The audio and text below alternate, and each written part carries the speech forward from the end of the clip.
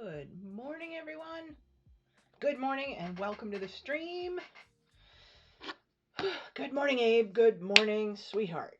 And here we are. Oh, I need to reload and see if we've changed settings on this tree before we get started. Yes, thank you. It worked. Sweet. Hey, everyone. Welcome to the genealogy stream. Um, so we've been streaming for a couple months now, mostly weekly, and what we're doing is um, family tree research using a variety of online sources and teaching you, yes, you, techniques that you can use to learn more about your ancestors, where you came from, find your family. Um, it is always the case on this stream that what we're interested in doing is making this project collaborative. And so if you look at the VODs up to date, you'll see on past streams we've mostly focused on researching my family because I didn't have any of you to research. So we just started with something that we know. And I've been going along the way and showing how I solved some of my challenges in my tree with the hope that you get tips that you can use. Might turn that into maybe some more focused tutorials, what have you. We've looked at a variety of sources online. Many of them are free. Pretty much all but one of them are free. The one that we're using that's not free is that I am using my Ancestry subscription. I'm pointing at this screen that I haven't showed you yet, but I'm using my Ancestry subscription. We tried. The Ancestry free trial was a great month. We tried to revert back to the Ancestry free version. Kind of hate it. Kind of hate that experience. So not doing that anymore, which means that what you see on Ancestry is going to be a paid experience. And no, they are not sponsoring me.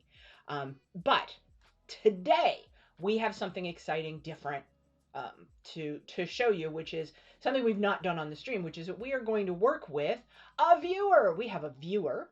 Hi, Abe. Abe's been with us kind of since the beginning of the stream. If I recall correctly, Abe found me. You can tell us. Believe you found us through my announcements on WikiTree, which is yet another argument for why WikiTree is awesome. I did a stream last week where I attempted, my intent was to walk through some of the features of WikiTree. Honestly, do not watch it. It is terrible. I'm going to let that VOD expire. We're going to do a proper WikiTree stream when I figure out some of the technical challenges of showing you what I want to show you. It turns out to be what I want to show you is the view of someone who's joining new and starting and trying to find a tree. And the fact that I have my whole profile and my whole history there kind of made a mess of that. And so we're going to try to get a sort of new user's view of WikiTree. But in any case, yes. So Abe spotted in the forum, in the discussion forum on WikiTree, which is one of its great features, the genealogist to genealogist forum, I posted a note that I was going to be going live, and here he is. It's awesome. And so we've been corresponding for a while about challenges in his family tree, and I'm going to give some credit there. He was really powering through using, again, those free sources that we have explored. Specifically, I think you can correct me at any point, right? But specifically spending a lot of time on family search. So I'm going to make sure I have the family search window up as well, and we'll take a look. So here's what we've discovered in the course of a few weeks on this stream of poking around at the differences between some of the family history sites. And I'm based in the US, so I'm focusing on the ones that are based in the US. There are others in Europe that we haven't looked at yet. But there we go. The challenge that we have had on... Oh, challenge we've had on family search has been that there's a lot of stuff on there, and yet it is not as easily discoverable as you would think. Like when you go to do a search of stuff on Family Tree, even things we know they have, we don't reliably get information that we know is there. And this was actually a lovely example of that, which I think we will go recreate that today. Anyway, so what we're going to do is we're going to start out here. Let me just bring up the screen. We'll just get into it. Here we go. we're going to start out with, oh, that looks lovely. Um, the individual that's going to be kind of the focal point of research today. So what we're doing that's different today is I am not pulling a pre-made baked item out of the oven that my staff already created for me that I know already looks good, like I did with my tree before. We're not doing that today. We are going fully without a net because I have not really done a lot of research on the Height family. Our friend Abe here he's done a ton, and we're going to try to poke around at this relative of Abe's who is Abram Height, who is what we call in the world of genealogy is Abe's brick wall ancestor. This means we haven't been able to get back into where this person came from, who his parents are, some of the basics that we want to know about a person. Abe has already done tons of work on a tree to get back to this person. And so we know what the path looks like from this ancestor down to our fearless viewer. And the brothers and sisters and cousins, a variety of stuff that's in there, but we don't know where Abram V. Height came from. And so here we have the work that's been done by Abe here on Family Search previously, and we've been a little stuck. And so what we have done is that we've created a tree over here on Ancestry as well. And we can go look at, pretty sure if we do this, there we go. Yes. So here we have very attractive family tree here on Ancestry.com. And I believe Abe is still in you are still in your free, what are we doing? Okay, good. You are still in your free trial. And look at all the stuff that you've entered in a really short time. That is awesome. And so what we want to do is just start with the obvious. We'll start with the ancestry hints that have been plugged in. This, I believe, is going to point to a bunch of stuff that you already knew. So why don't we, what if we go split screen? Let's do that. Oh, yeah. Look at that. Hang on. Windows split screen doesn't always work quite how I want. There it is. Oh, look at that. That's fantastic. Okay, so we can see now side by side. You don't need to see down here. What you knew, there we go, is, now I'm going to assume, you must have based this on the 1850 census here, that he was living in Eden. And remember that we've talked about on the stream in the past that it's not super straightforward to add those sources as sources attached here in Family Search. It's getting better. Do they even have, they must have the 1850 census, right? Surely. Let's make another tab. Let's go look. Let's go find. How might we do that? Right, so the experience over on Family Search. Search records on Family Search. Good. I'm going to look here and see.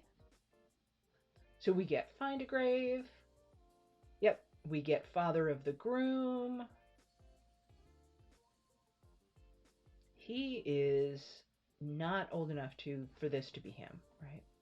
Oh, and we have this really entertaining, the struggle that we're going to have here is that, kind of unlike my family who were named Hammond, and I found that the name Hammond was typically not butchered in the reproduction on records, right? Not bad.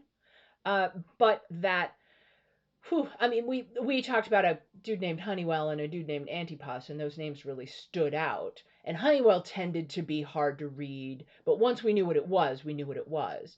Here, what we have is someone named Abram, according to these records, which I would expect is probably going to be written interchangeably, as there will be people who will have written it Abraham, right? So when I see that we're looking for Abram V, and I see a record for Abraham, I got to look a little further to see whether I think this is the same person or not. So I'm going to expect that those are interchangeable.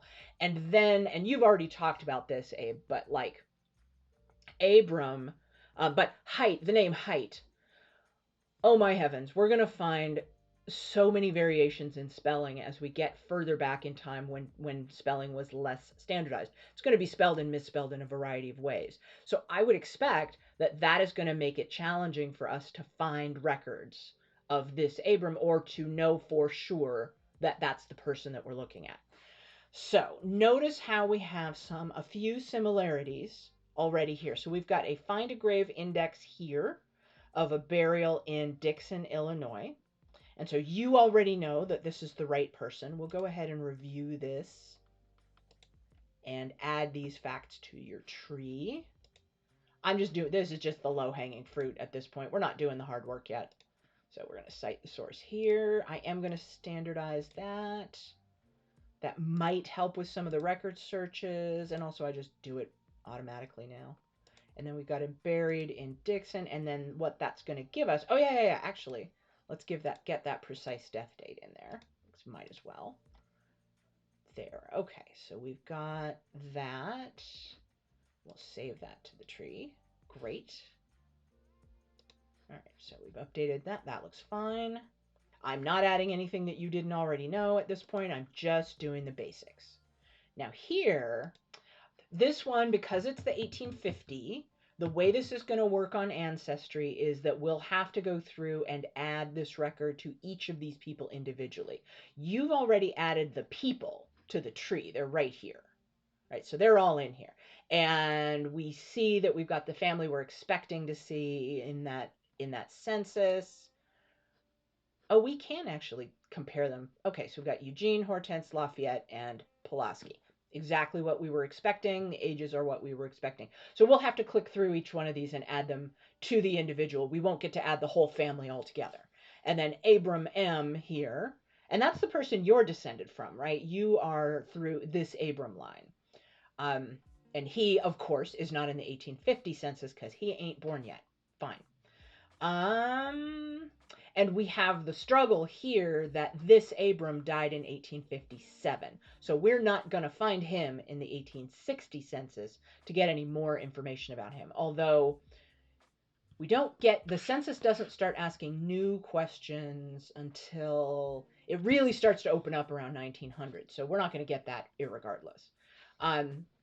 Okay, so we have him here, and this is how we know.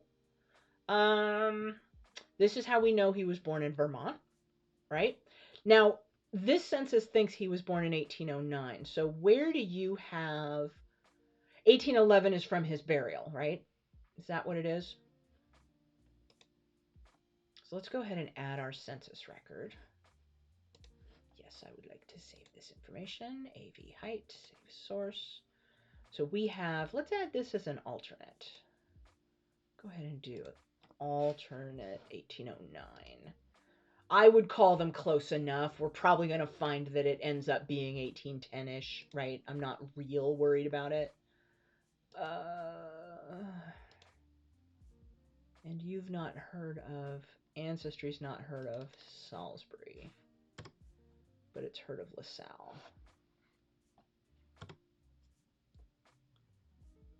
That's annoying. Okay, well, I'm going to leave it the way that census has it. It's really common with older census records that a place name may have changed since the time the census happened. And I see also that you've got Eden and LaSalle also. Is it two? Wait. Oh, Ancestry doesn't always handle if it's one word or two words. Nope, Ancestry's never heard of this place. Fine. We're just going to save it as is for now. Yeah, 1810 plus or minus 3, I think, is about right. Right? Because they're so, yeah, it's what age on their last birthday, but then it depends on who the census taker was talking to and whether they knew and so forth. Okay, so now we have this other record, which schedule is this? So this is a supplemental, okay, the agriculture supplement to the 1850 census, where we get different information. Now, we also see that, and you will have already looked at this, of course, that it was transcribed as a J height, even though we think, I could see how that happened. So that's here. I believe he is this line right here. And that's just really hard to read. Family Search might have, sometimes on Family Search, the digitized transcript is clearer and easier to, it's funny how there's sometimes they're just different availability of like different image quality can happen. So sometimes I will go dig up that record on Family Search to see if it looks any better. But I'm not super stressed about the difference between AJ and AV because I could imagine that being a handwriting issue. So I'm not going to get heartburn about that when it's close enough. I might want to go look to make sure that there weren't a whole bunch of other heights and that we're not mixing them up in that county. But you probably know. I have not looked at the hints for answer. Yeah, exactly. Right. So what we have is the 1850 census that you already knew about. This is interesting. This is saying John V. Height, and I wonder if that's a. Oh, we can't see the image. That makes me feel like that's going to be. So this is only the index. We can't actually see the details. I am wondering if this record and this record are the same and they've just been, the transcriber has the name differently. I'm curious about that because otherwise I'm curious that there are two heights in Dixon, Illinois at that time, right? Because if that actually is a whole different person, well, why don't we go look at what Ancestry thinks is going on here? Because Ancestry's is showing us the images. So what I can do, here's what I'm going to do. Let me show you how I'm getting to this. Starting back from where we were. We're in the hints. I'm reviewing the hint. I'm going to bring up the record page. It says here, view record page, because this is sort of a quick add to the tree that we'll do if we really know what's going on. I have more questions about this source. So what I'm going to do is I'm going to click through. I can either click this link or this link. I believe they're going to go to the same place. I want to go to the record page. This gives me a little bit more detail about what's going on with this record. And then I can click through to view the page itself. And oh lordy, we've got more handwriting. But the other thing I can do is if I click on this title of the collection, it's going to take me to the home page for this specific, dang it. Seriously, Ancestry? There we go. Good job, Ancestry. Okay, we get a lot of those broken links, and the best thing to do is usually to just refresh the page. Okay, so we're now at the home page for the collection. That would probably be equivalent to this page on Family Search. Right, so let's see what happens if we go look for AJ Height. I just want to see if they think he's in here. Search J.A. Height. But that's not the same person that we think, because that's not in Dixon. That's someplace else. Spelled different, but I'm not going to worry too much about it. So we get nothing on AJ Height. But what if we search Height in... Oh, this is difficult. Okay. I do not love this search. Dixon, Illinois. And it's weird that it's just free text that you type in there. That's weird. I don't have... That actually works better than I expect it to most of the time. Okay.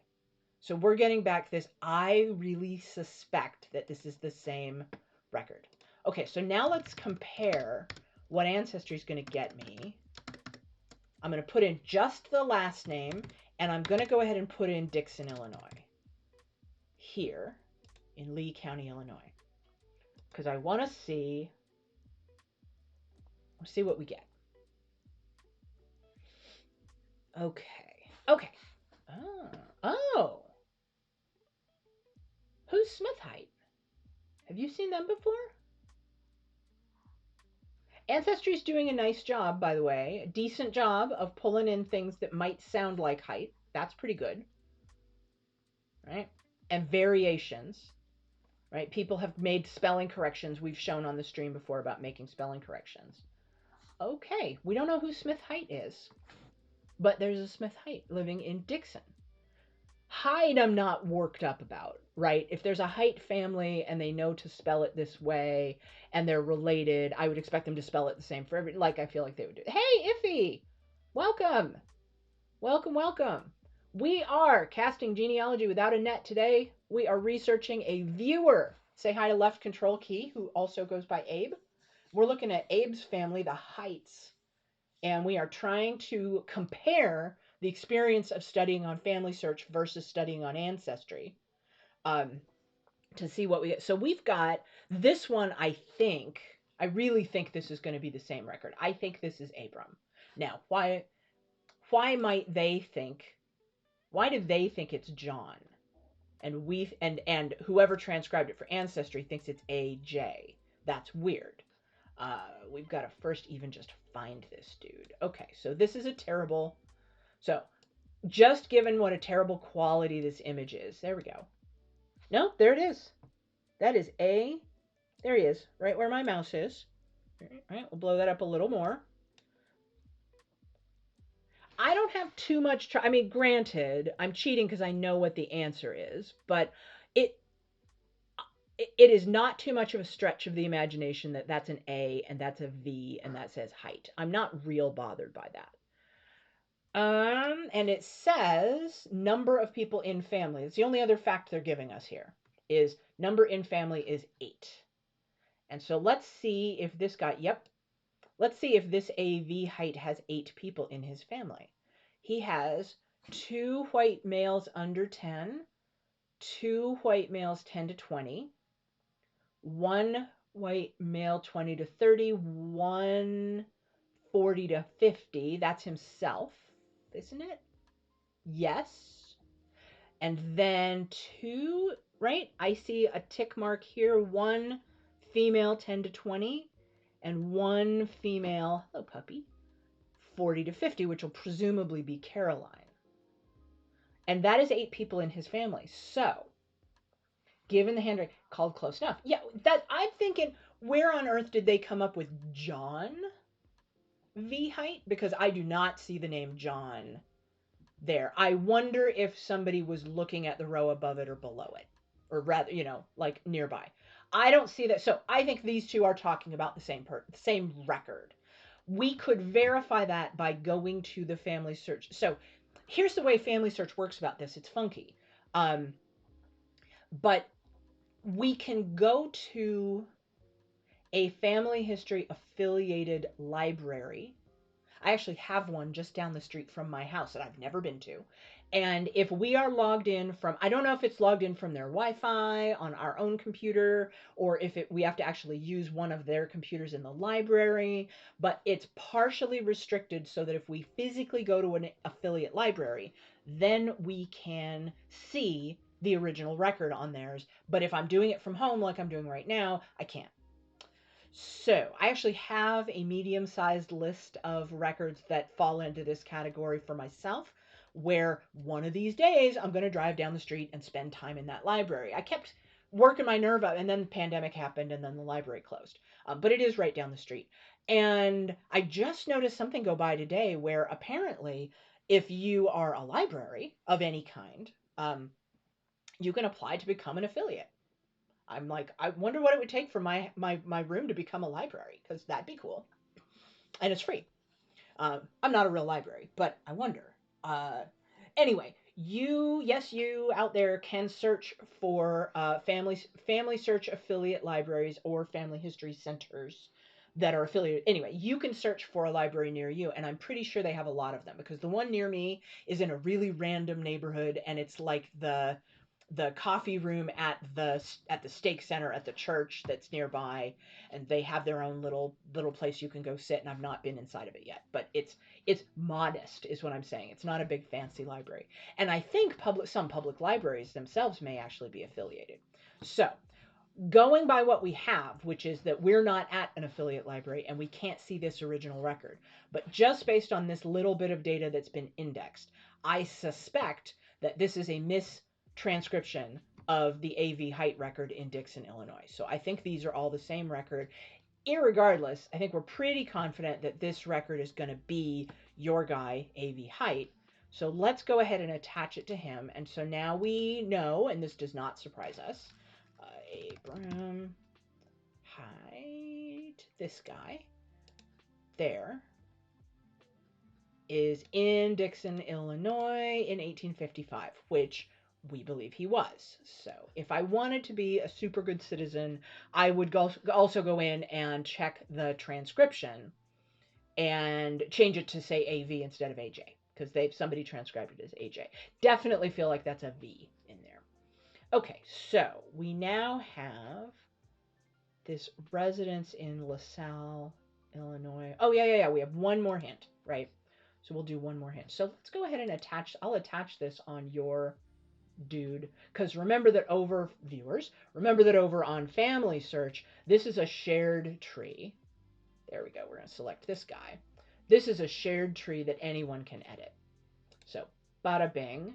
We're going to do this. We're going to standardize this bad boy right here. And we're going to attach it, even though the index says John B. Height.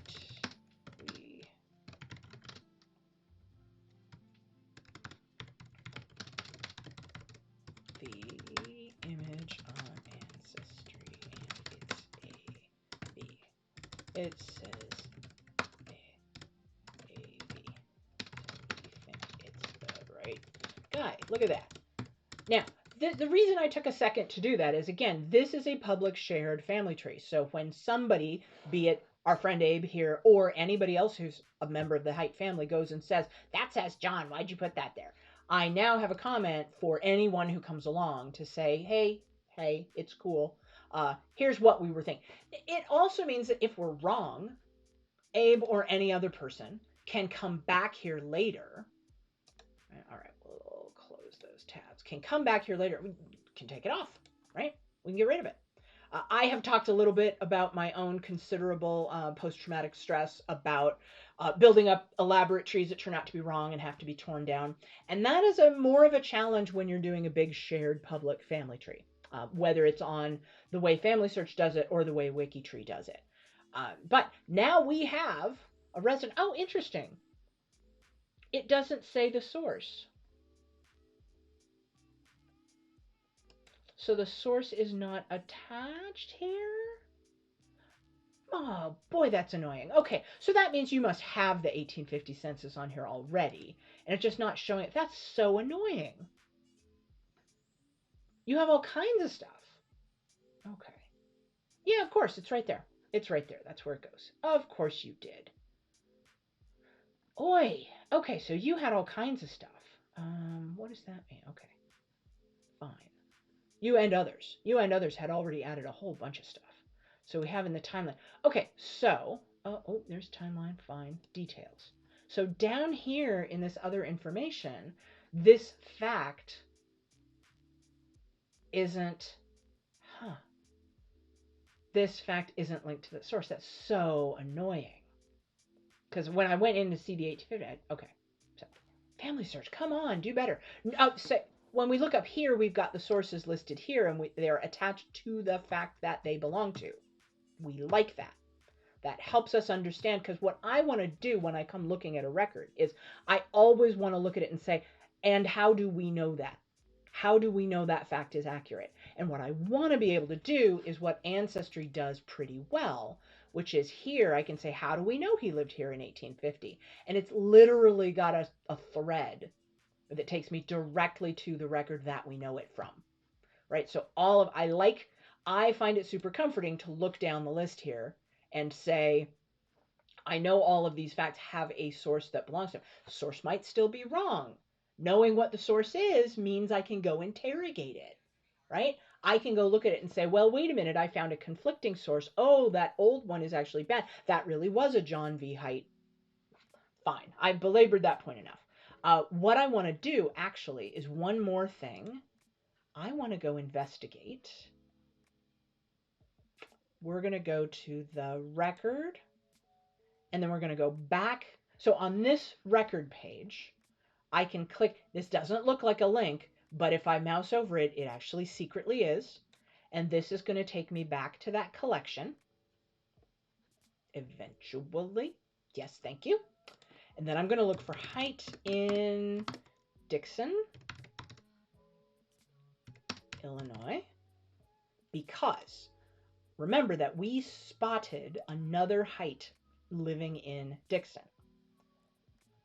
I feel this great affinity to this Abram Haight problem because Abram Haight is almost exactly the same age as my great-grandfather Honeywell Hammond, and is the mystery brick wall ancestor who was born in Vermont. And I know from that time period, for my family at least, finding records in Vermont was really, really hard because Vermont was still just kind of being settled, and there are a lot of things that made it hard to find records there. And so, couple other interesting things, right?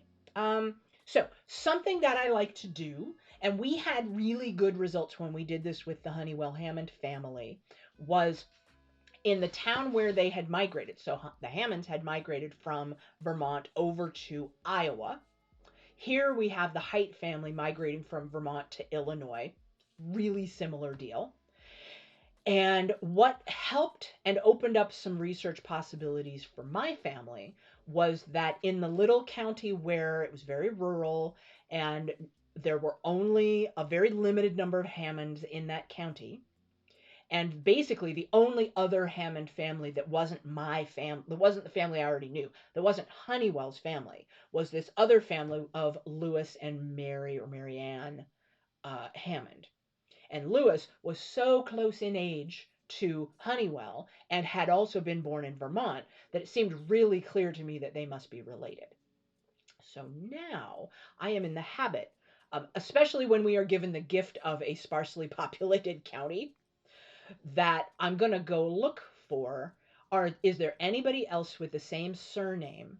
And I would be checking both if I know the spouse's birth name. In our case, we know Carolyn Crocker. I might also go look for Crockers in that county, right? But in this case, I'm just going to start by looking for another Haight family, and we have one. Now the challenge that we have here is that this is the Illinois state census, and so we saw that before. The amount of information that it's providing us is pretty modest. It's not a heck of a lot and hard to read. So let's see, I have full screened us so that we can read all the way across. And I want to find our friend Haight right down here. Oh, Another thing is, do we agree that this name is Smith? Probably, but if it ended up being something totally different, it wouldn't surprise me. Right? This one is hard to read like the other because the image quality is not good. My goodness.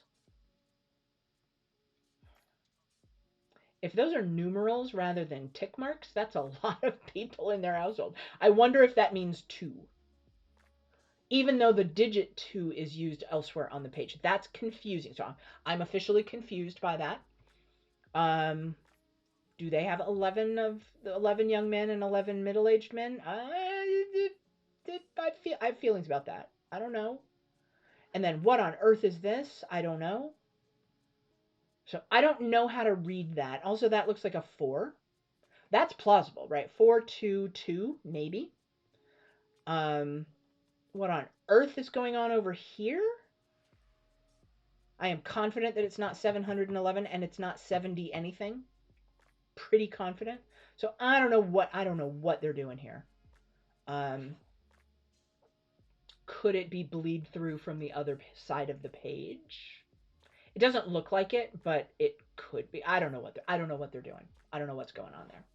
And then unfortunately, if we try to read Smith Haight across here, we kind of end up in the pit of despair over here, because there ain't no reading that, I don't think.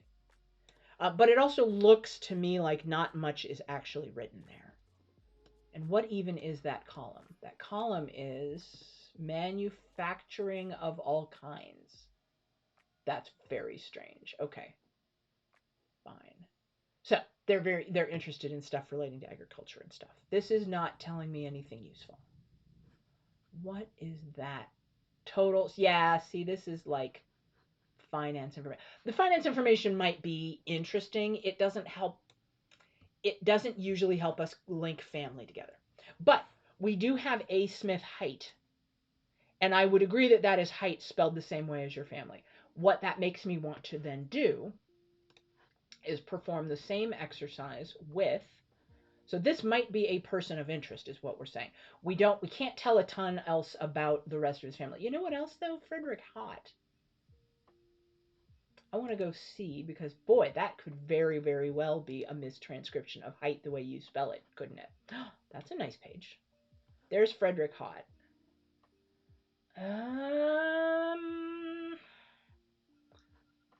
That does look an awful lot more like an O and a U. Doesn't mean they wrote it right? They might have misspelled it. Could that be a relative? Maybe. It's a bit more of a stretch, but maybe. We could also look for the alternate spellings, but so the other thing I want to find out is Dixon, Illinois. Dixon City in Illinois. How populous is Dixon? Not terribly. Yeah, that looks pretty small. That looks modest. 15,000 as of 2010. So that's not real big. Is it near anything? Not really. Ronald Reagan boyhood home. Huh. Who knew? Okay. So I feel okay saying that this is it's not a middle of nowhere, but it's a modest little town. So it's probably not huge, right? The reason I look for something like that is how likely is it that there were lots of other unrelated people with the same name? If I see somebody of the same name, I'm going to look closely. So, trying to write cursive while sitting on a horse. Heck yeah. So, something else I might do is I might look at neighboring counties. And so what I'm going to do here is go Lee County, Illinois. Sometimes on Wikipedia. Yep. The county page on Wikipedia will frequently have a listing of the adjacent counties. So sometimes it's even formatted, right? So now, and look, LaSalle County, which you probably knew this, right? LaSalle County is a neighboring county. It's next door. So the fact that your Abram Height lived in LaSalle County and then lived in Lee County does not surprise anybody. Might have even been the border shifting. Sometimes that happens. Did that happen? No, but might have moved. Might have moved a little bit over. It's not a huge move. And therefore, I'm going to be interested in... here's the thing I can do. I love this feature of Ancestry. I can do a filter here that says I only want to look at, if I drag this, at the same county and adjacent counties. If I update that. Come on. Update. Yes. Okay. And I feel like we could do better than that. There we go. Yeah. Okay. DeKalb, LaSalle, Bureau. Do we agree? DeKalb, yes. LaSalle, Bureau, yes. Good. We agree. Whiteside, yes. Right. So then this is also going to point me at, we've got a height in DeKalb, but the one that I'm kind of interested in is because your height used to live in LaSalle County, I am maybe kind of interested in W.R. Height living in LaSalle County. This is 10 years later, 1865. So what if I say that we lived in any event 1855? Right now, I'm just going to keep it narrow to 1855. W.R. Height may very well be one of his children, and you may already know this. Okay, so we're now zeroed in on, it is, not exactly. I said any 1850. Oh, I want to make it exactly 1855. There we go. So this narrows it down a little bit. I don't always want it to be narrowed down. Sometimes I want the longer list that I can actually browse. But here we have, were there any other plausible looking heights in either the place where he's living at that time or the place he used to live? I don't love any, none of these are leaping out at me. I'm not super excited about anybody other than Smith. Fine. Let's go do another fun thing. Let's just go all the way back to Abram, back here at Abram. Let's play the same game, but let's do it with the 1850 census. So we can go to the record page, and now we can do the same thing. We're going to click on this title here. It doesn't look like a link, but it is. And we're going to go height, because this allows us to search the entire 1850 census.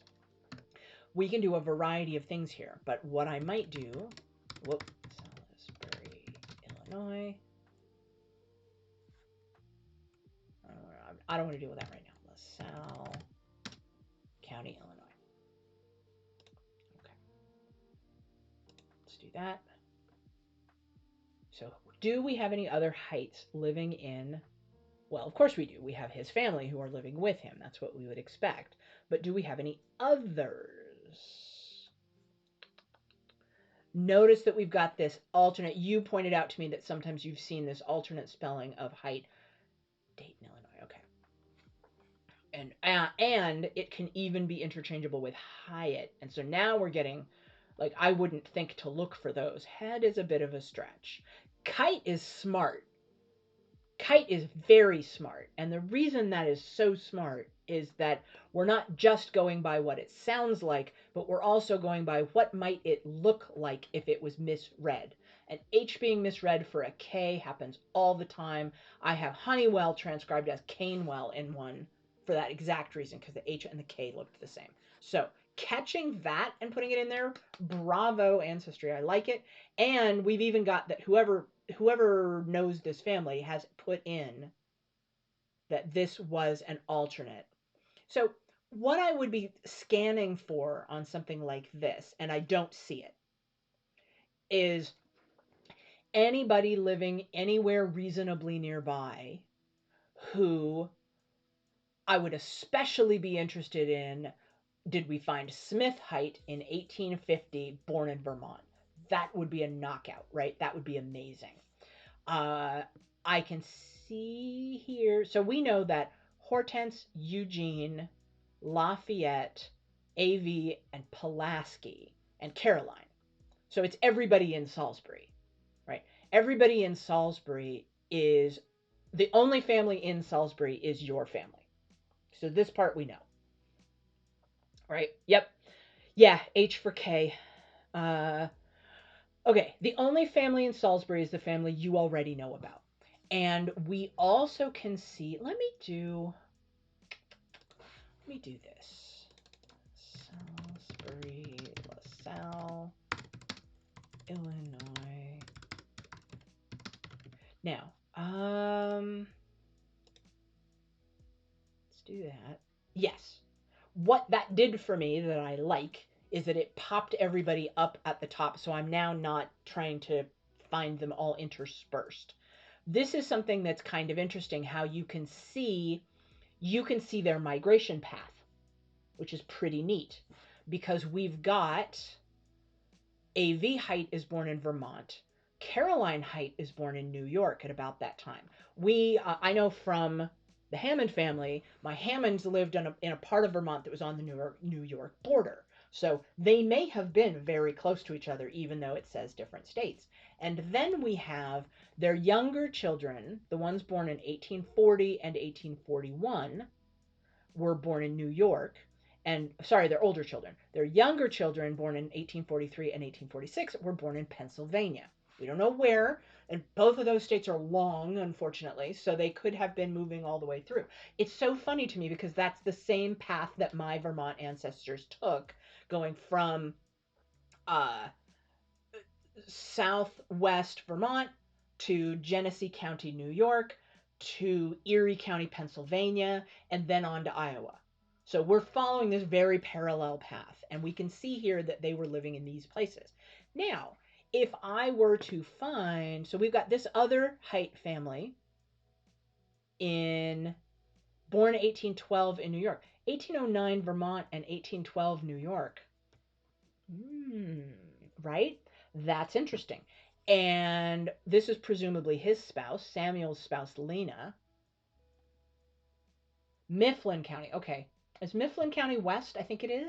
West or central? Okay.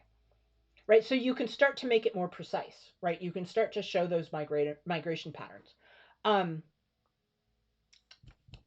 Worth looking at is there is an independent. It used to be owned by Ancestry, but they spun it off to an independent software company. Um, the ancient old desktop version called Family Tree Maker. I was an owner of Family Tree Maker in the late 1990s on a, like Windows 3 machine. Um, maybe.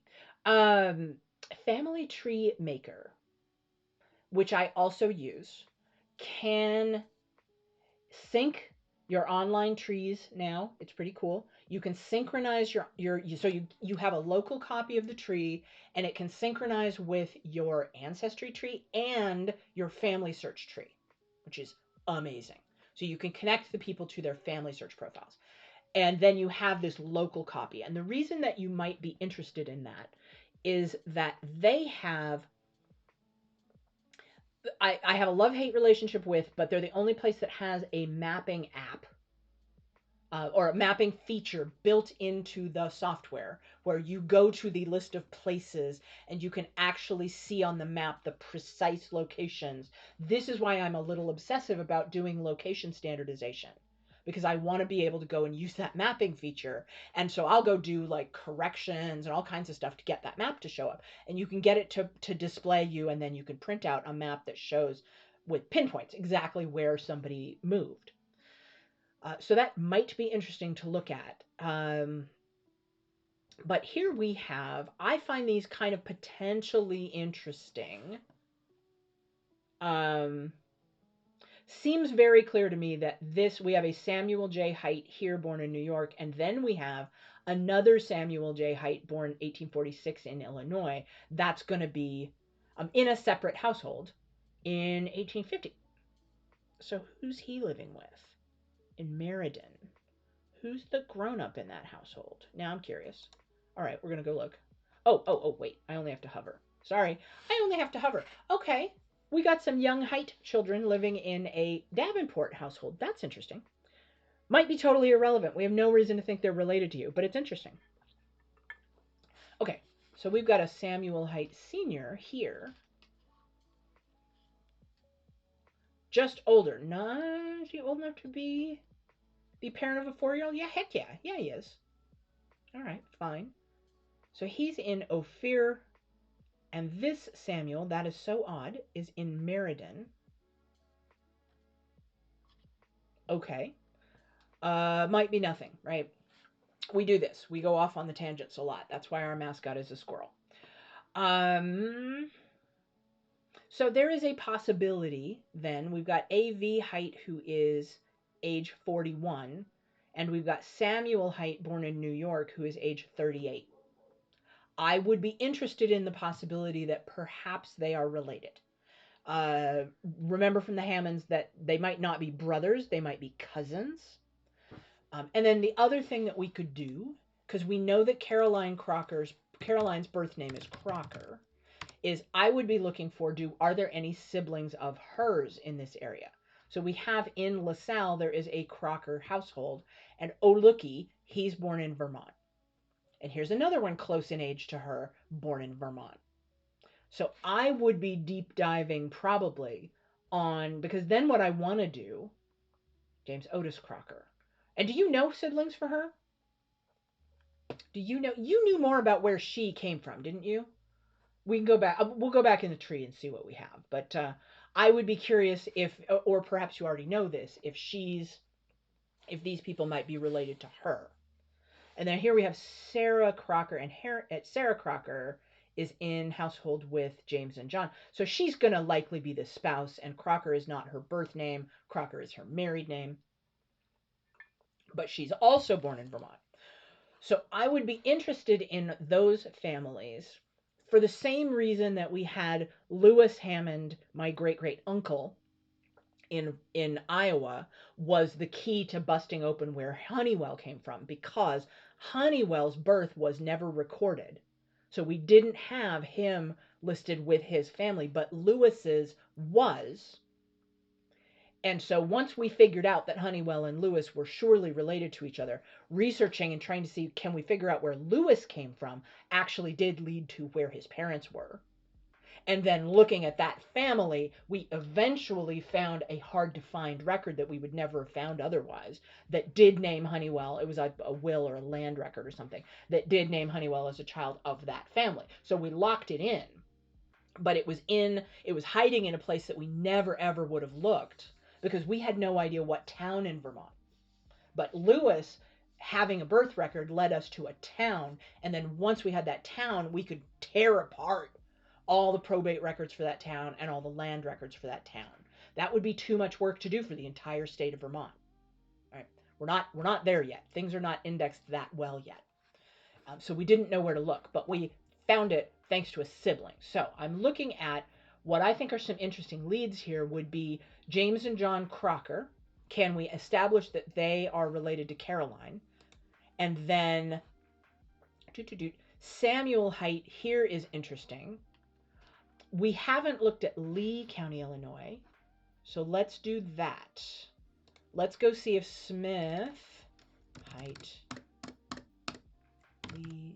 Let's see if Smith Haight was already living in Lee County in the 1850 census, because he was there in 1855.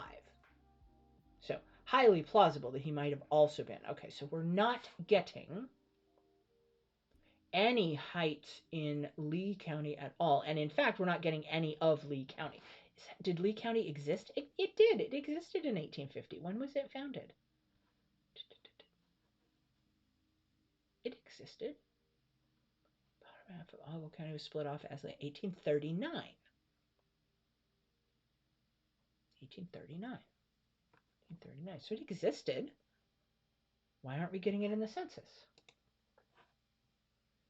That is odd. Why don't we have any? Oh, well, maybe because there's no Heights there. Okay, hang on. Did Lee County exist in the census at all for nobody? For any particular name? And there just weren't any Heights there? Yes. Okay, great. Fine. Dixon existed. And when we search it for people named Height, we don't get any. Fine. That's fine. Fine, be that way. Okay, and we could keep scrolling through here if we wanted, because there might be misspelling, but we're looking for that person who appeared in the 1855 census who seemed to be named Smith Haight, not finding them. Ah, another interesting thing we could do, Smith Haight, anywhere in Illinois.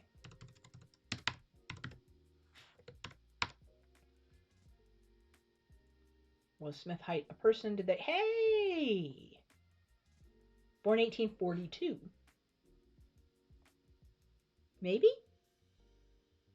Could be. Okay. Benjamin and Ruth, huh? Benjamin and Ruth.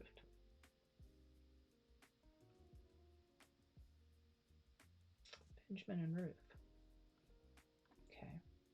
So we have a Benjamin Haight. So now we're back in New York. Chenango, New York. Hang on. I used to know where that was. I've seen it before. County, New York. Oops, sorry. Dang it. I'm doing this very poorly. That is in, where in New York is that? There. Right, Vermont, over here, there's a lot of it. Chenango County is here. Doesn't tell, okay. Doesn't tell me a ton yet.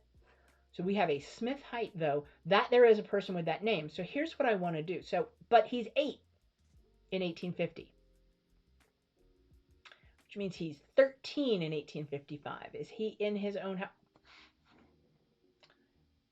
Could that record have been weird because he's not the head of household at age 13 in 1855. That's not likely. I don't feel good about that. What's he doing in 1860?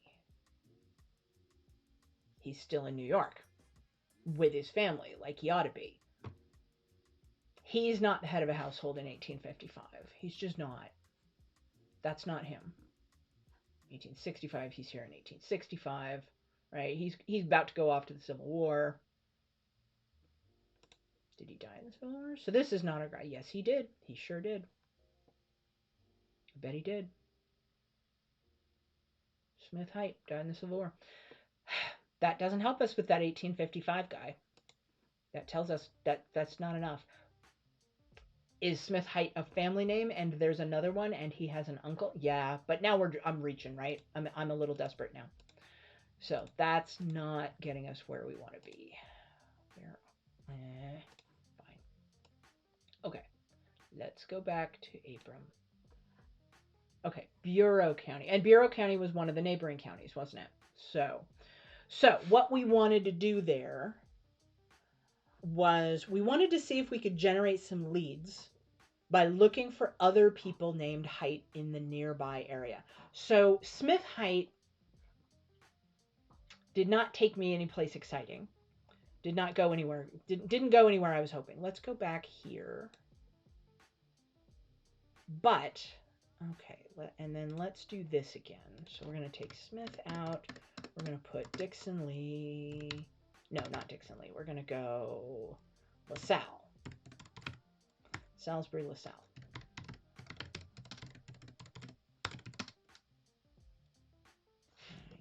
Illinois. Come on. There we go. Okay. So we're back here. Okay. I'm going to go do... No, I really want it to be Salisbury because that made it so much easier to read. So I got to type it all by myself. Give me that. Yes. So we're back here.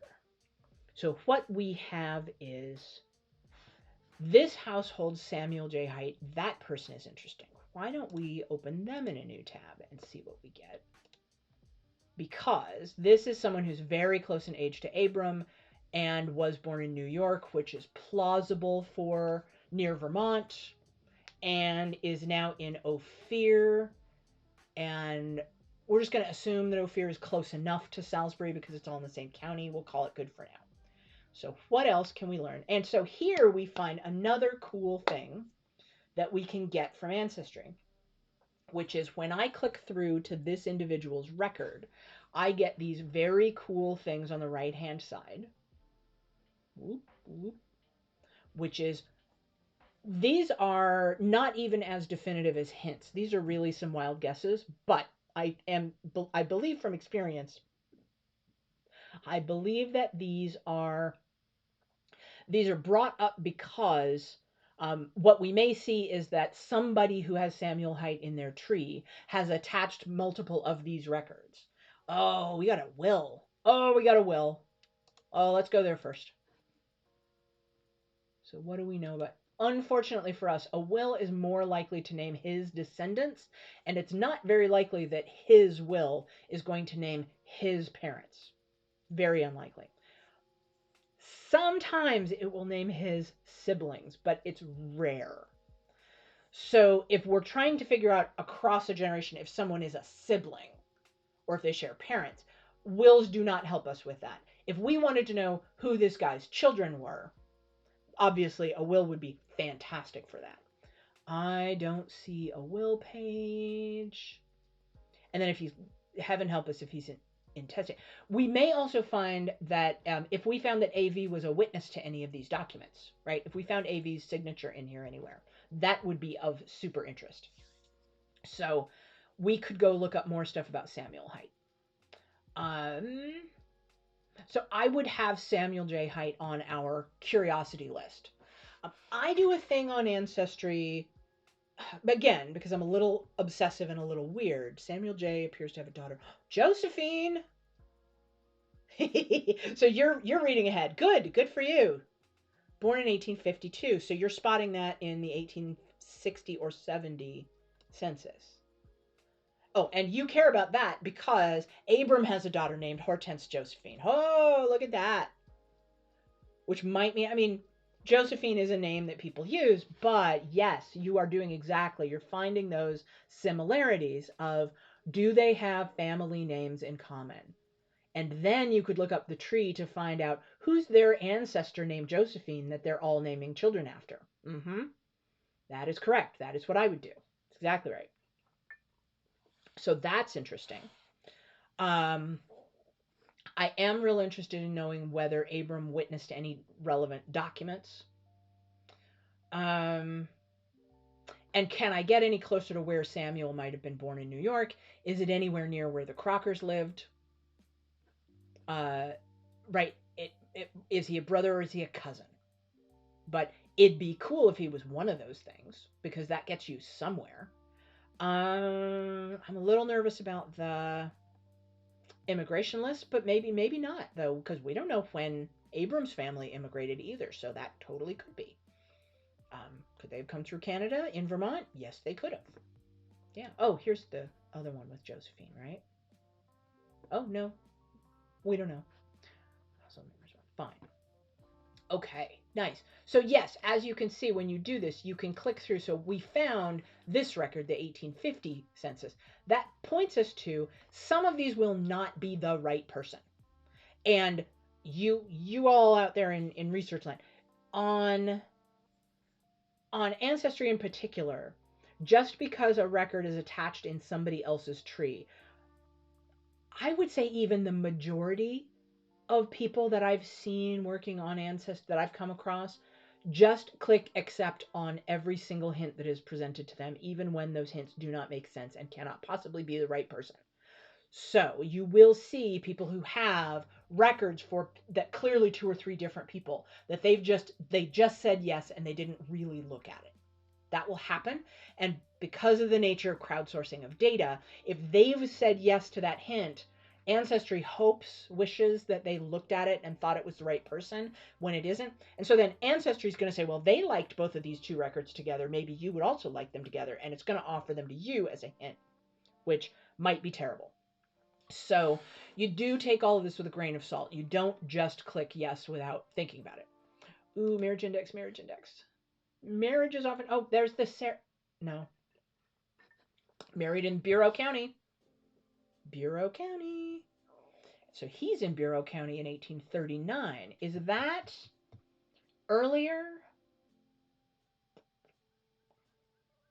Is that earlier than yours? So that's also kind of interesting, is to kind of see when people moved and arrived there, because you might have a sibling or a cousin who went to Illinois and wrote back to Vermont and New York and said, hey, Illinois is great, y'all should come. And then more people come, right? Oh, look, chain migration. So it can be interesting to figure out when they were in the particular county. So here they're in Bureau, and you said Abram's son, Abram Jr., Abram M., was also born in Bureau County. So we're making some connections there, right? Okay, Samuel Jen. Ah, there we go. See, and Abram dies young-ish. Youngish.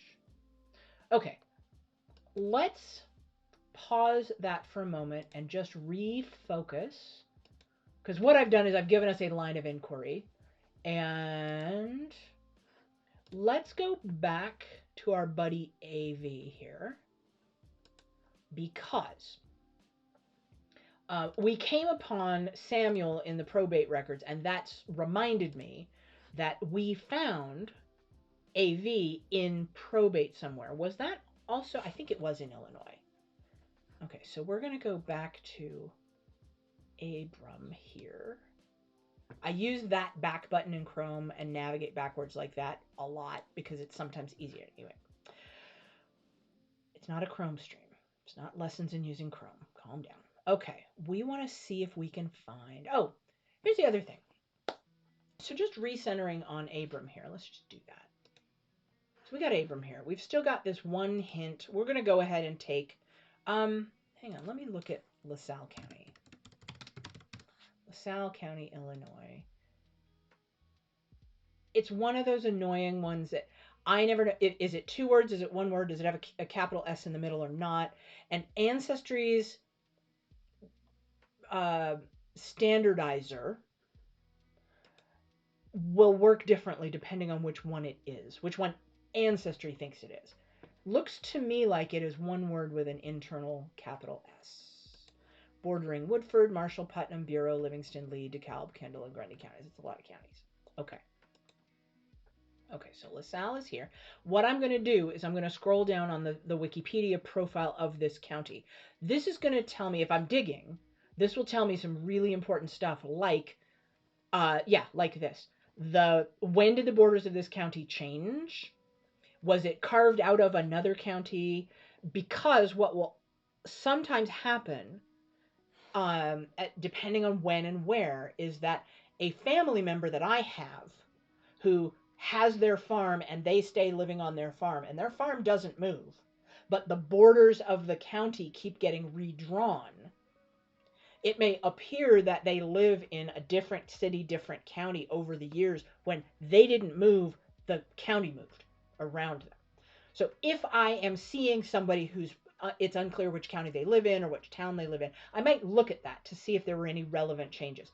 It looks to me like LaSalle County has been in its current configuration since 1843.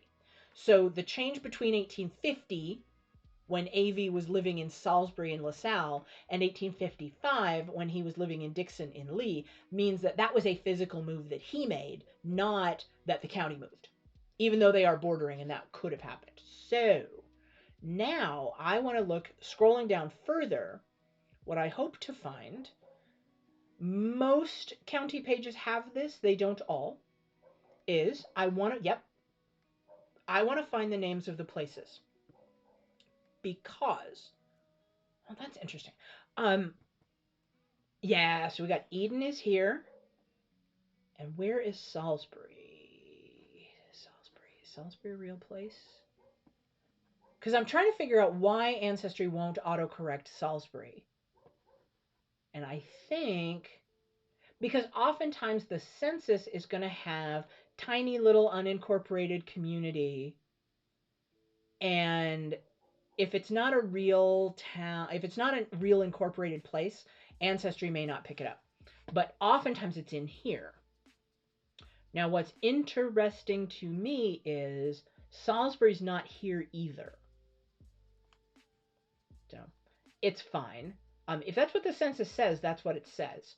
Okay, and then that tells us where Eden Township is. So this is what I'm trying to figure out is the 1850 Maine census said Salisbury, which Ancestry hates that place and doesn't think that place exists. This 1850 agriculture schedule says Eden Township. Eden, which means Eden Township, which is listed on Wikipedia. It's right here. And Earl is kind of far. Okay. And so then I'm also curious which townships border it. Is that next to Lee County? What is that near? So now I'm going to go look at the map again. I'm just kind of trying to put together Eden Township, Illinois.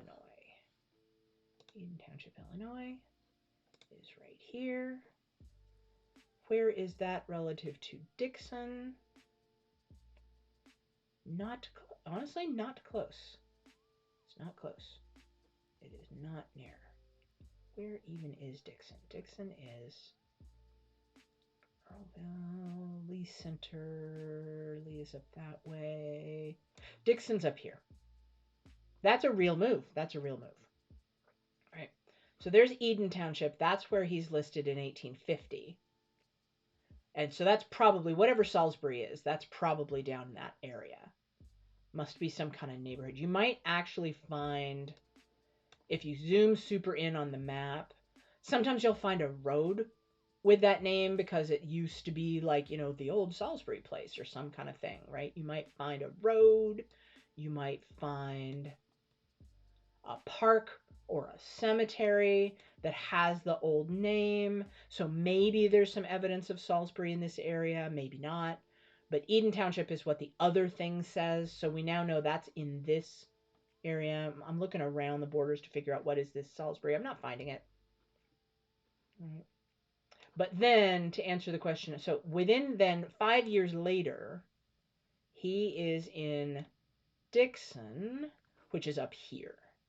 Right? Dixon is here. Eden is down here. So those are they're not super far. You can get this far in 5 years, even walking. But So that's very plausible that he did a move, but they're not the same place, and they're not. It's not just a next door kind of thing. Fine, fine, that is fine. I don't see any reason to be concerned about since Salisbury doesn't appear to even exist. I don't have a big concern about these two being in conflict with each other. I'm not real worried about that. So I feel okay about saving this one to the tree as well. I might just for different. Oh, are you gonna let me do this? Oh, that's so annoying. Not a match. Yeah, give me a new fact. There we go. Let me do that as a new fact. And then it's gonna be picky. Nope, it likes it as 2 words, which is not what Wikipedia likes. That's fine. Fine. So I'm going to go ahead and save that. And because it's an agriculture schedule, it doesn't name the family. It's just saying who is the farmer, right? And so that's the agriculture schedule only cares about head of household. Fine. Okay, so we've gone through all the hints. That took us about an hour with lots of fun detours that we took. But we've been through all the hints that were offered up. And so now we move to the next step, which is let's search for things that are not and let's dispense with this. This is a new feature that they added that mildly annoys me, because all it's doing is it's not actually saying I know of any. Well, maybe, right? Abraham Height, no. See, this is not even a great search. I don't love. No, that's a terrible search. I don't know. I don't like that feature. Let's do it differently. What we will do, so we've got our ancestry profile, we've resolved all the hints, we made the little green leafy thing go away. Yay, we win. Right? We knocked down one of the green leafy things. We're now going to go to up here in the top right corner, big old search button, and we're going to take a look at ancestry search. There we go. So similar looking. What it's doing is it's pulling in all the facts that we've given it. Oh, it thinks that's Salisbury, Sangamon County. Hang on. We need to... That may cause us problems. Illinois. Salisbury, Illinois. Is that anywhere near where we are? Springfield. It's... No. No, Sangamon County is not where we were. It's pretty far. And it's not in... That is not in LaSalle County, and Sangamon County is not near LaSalle County. So, I actually might want... Here's what... I'm going to go do a thing. This Salisbury here, even though that's what it says, may lead us astray because it's now causing Ancestry to give us hints for... so, I want...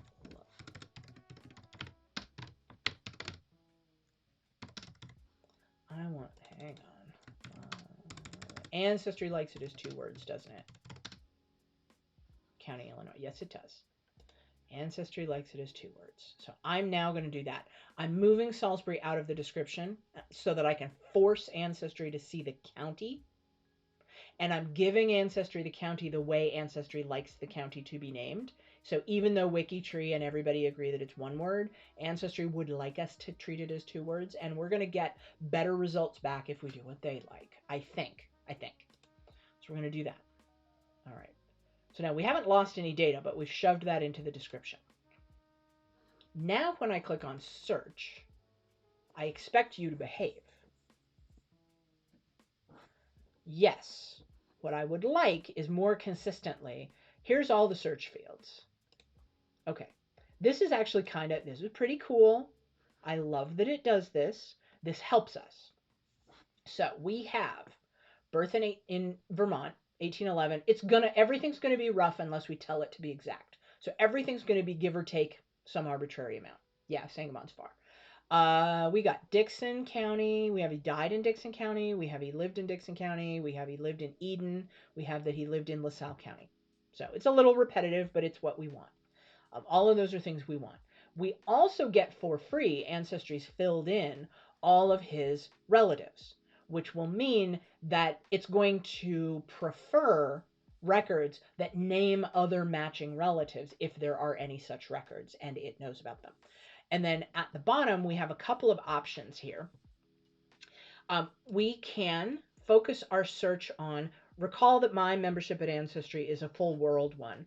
If you are just starting out doing Ancestry and you decide to pay them for a membership, do the free trial first, right? But if you decide to pay for a membership, start with the one for your country where you know that your family lived. Start there, unless you know for a fact that they very recently immigrated from another country that you want to look at. And even then, I would not worry about going world until you've done a lot of research in the US first, or in the country where you are first, because the world records are very, very spotty.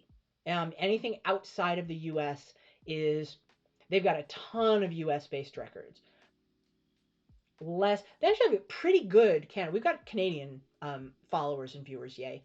And so Canada's pretty good. I've seen a lot of Australia go by, but I don't have any research that I've done in Australia. So Australians, you'll have to figure out if you like it. There's a good amount of England, but it's not as much as I was thinking. Anyway, so you want to look at the countries that are of interest and see how good Ancestry's records actually are first before you invest. And the best way to do that, honestly, if you're gonna pay a little bit for Ancestry, is go ahead and get the membership for the country that you're in. And what it will do is it's gonna offer you those ultra super annoying hints where all the useful data is obscured and you have to pay for it. And you want to just wait and keep track of how often you get those hints and do they look reasonable, right? If you have a Swedish relative named Olaf Olofsson and you're getting a lot of hints on Olaf Olofsson, don't buy the Swedish records access yet. You don't know enough, right? You don't know if those are useful, if they're really yours. And Swedish records are iffy still on this. You may also want to go and try to find record sources that are based in the country that you're studying. So you may want to go to websites that are of Swedish records that are not Ancestry, because they may provide more of them for free in other formats, including Family Search has lovely, lovely versions of world records. Not indexed very well, not very discoverable, but if you know what you're looking for, those are free. Dig through that stuff first. Don't pay for the bigger Ancestry membership right away. You really want to know for sure that you need it.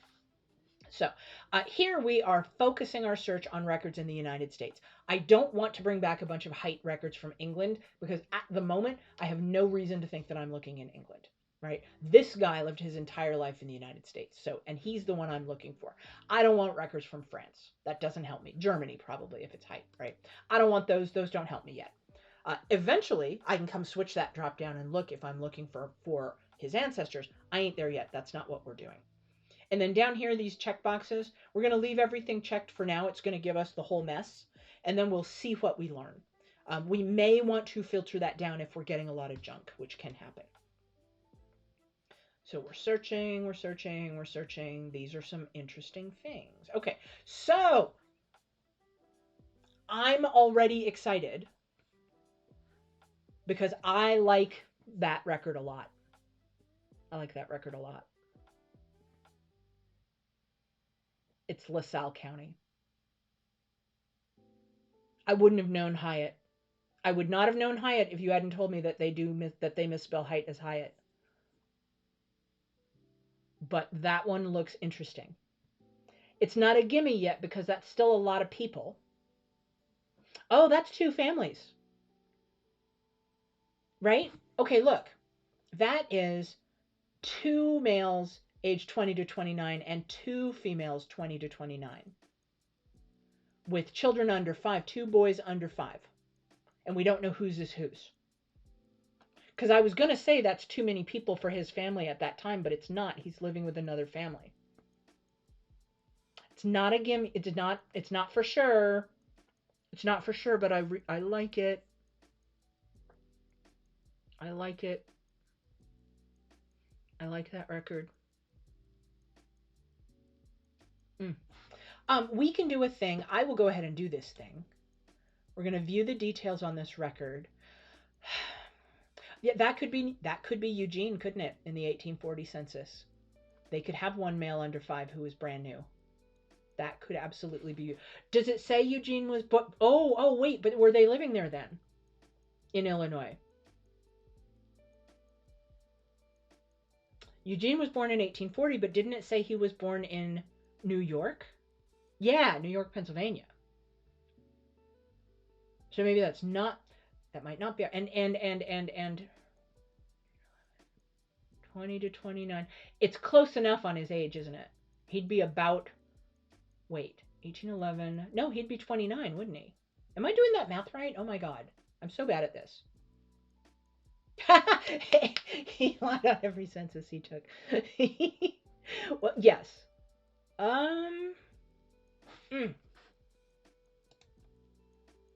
Let's do it differently.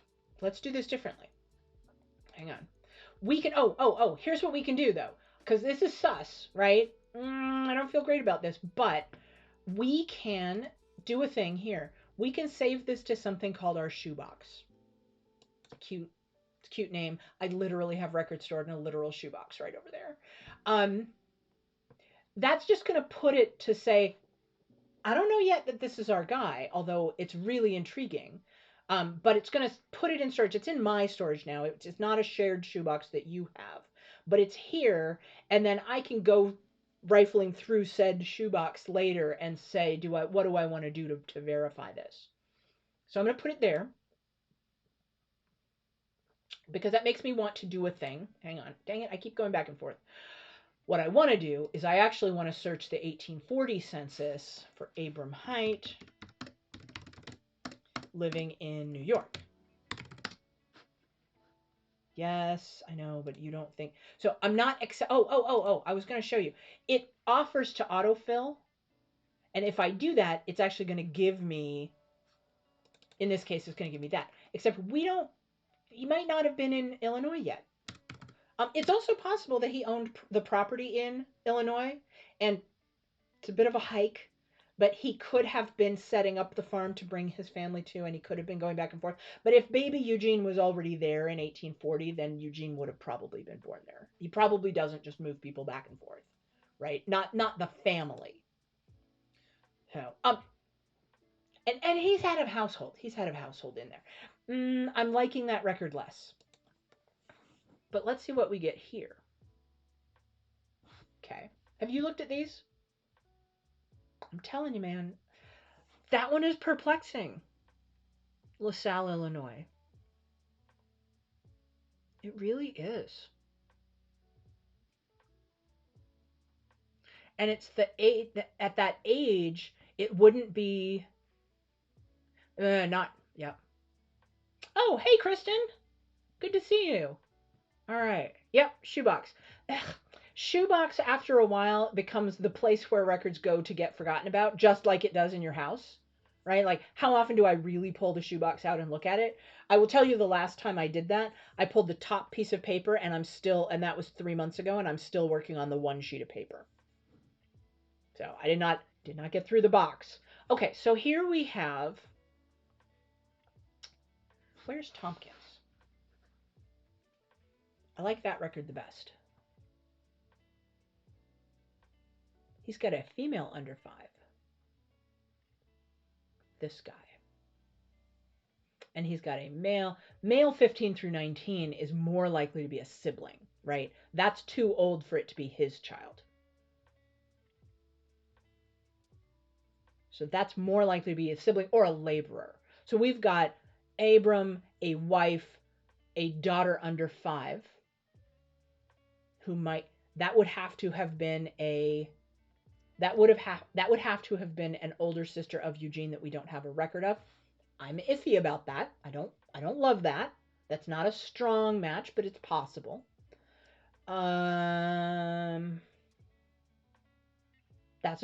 It's a solid maybe. Where's Tompkins? I want to know where Tompkins, New York is.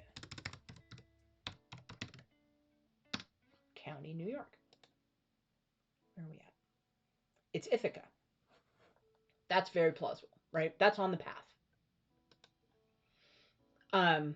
Something that I do as a lazy shortcut when I am looking at records, because looking for records in New York State is a real challenge, because this thing is the giant black hole that sucks in all of the information, right? There's just tons of stuff. But really, as it is today, too, similar to how it is today, the city of New York is a very, very, very different place, records wise, migration wise, population wise. It is another planet compared to any of the rest of New York. And so if I see somebody who started out in Vermont and migrated to a farm in Illinois, I could almost guarantee you that they did not go through New York City on the way to doing that. Farmers from Vermont did not move to the city in New York and then move back out to farms. Those populations just didn't cross very much. So I'm expecting that if we're talking about a Vermont family who moved through New York and became farmers in Illinois, they started out farmers, they stayed farmers. That means that that means that they went through upstate New York, which means if I see records even down here, right? So here's the border of the southern border of New York for most of it, the border with Pennsylvania, and then it kind of dips down and becomes the New York, Philadelphia area, and even in here, if I see records in this area, I don't even look at them. If I'm looking for upstate New York, I am looking for this line here. That must be a latitude line. I'm looking for that line and above, and I just ignore everything to the south of that, just because I could be wrong. But if we go back to, like, I'm just disregarding. So Westchester, right? Isn't Westchester real close to New York City? I'm saying that's not what I'm looking for, right? New York City, no, don't care, right? I don't care about those. Anything down there, Queens, no.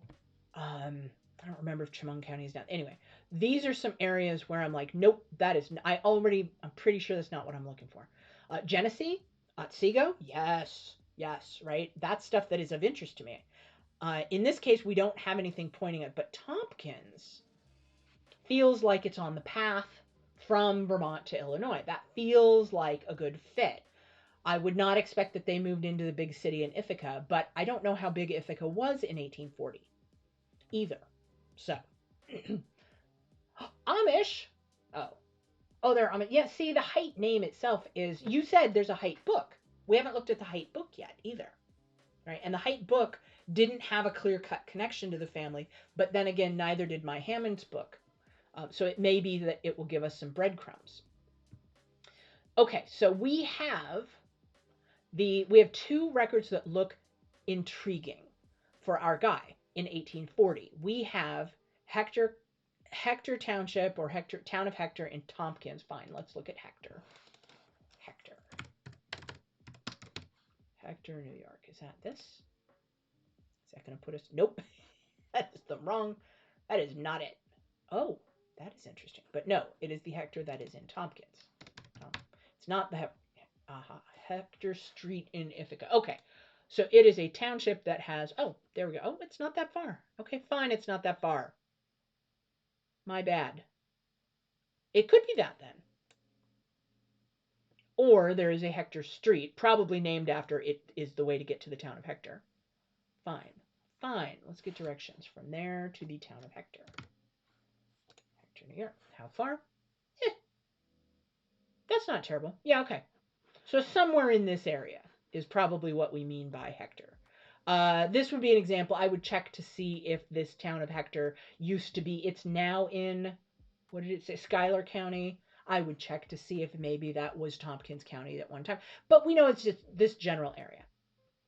I feel fine about that. That feels okay. By the way, I have relatives in Cortland. So, yet more crossover, Abe. We haven't proven that we're cousins yet, but we may get there. Okay.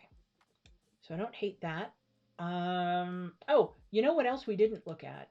We think 1840, Eugene and Hortense's records said that they were born in New York, and then Lafayette and Pulaski were born in Pennsylvania.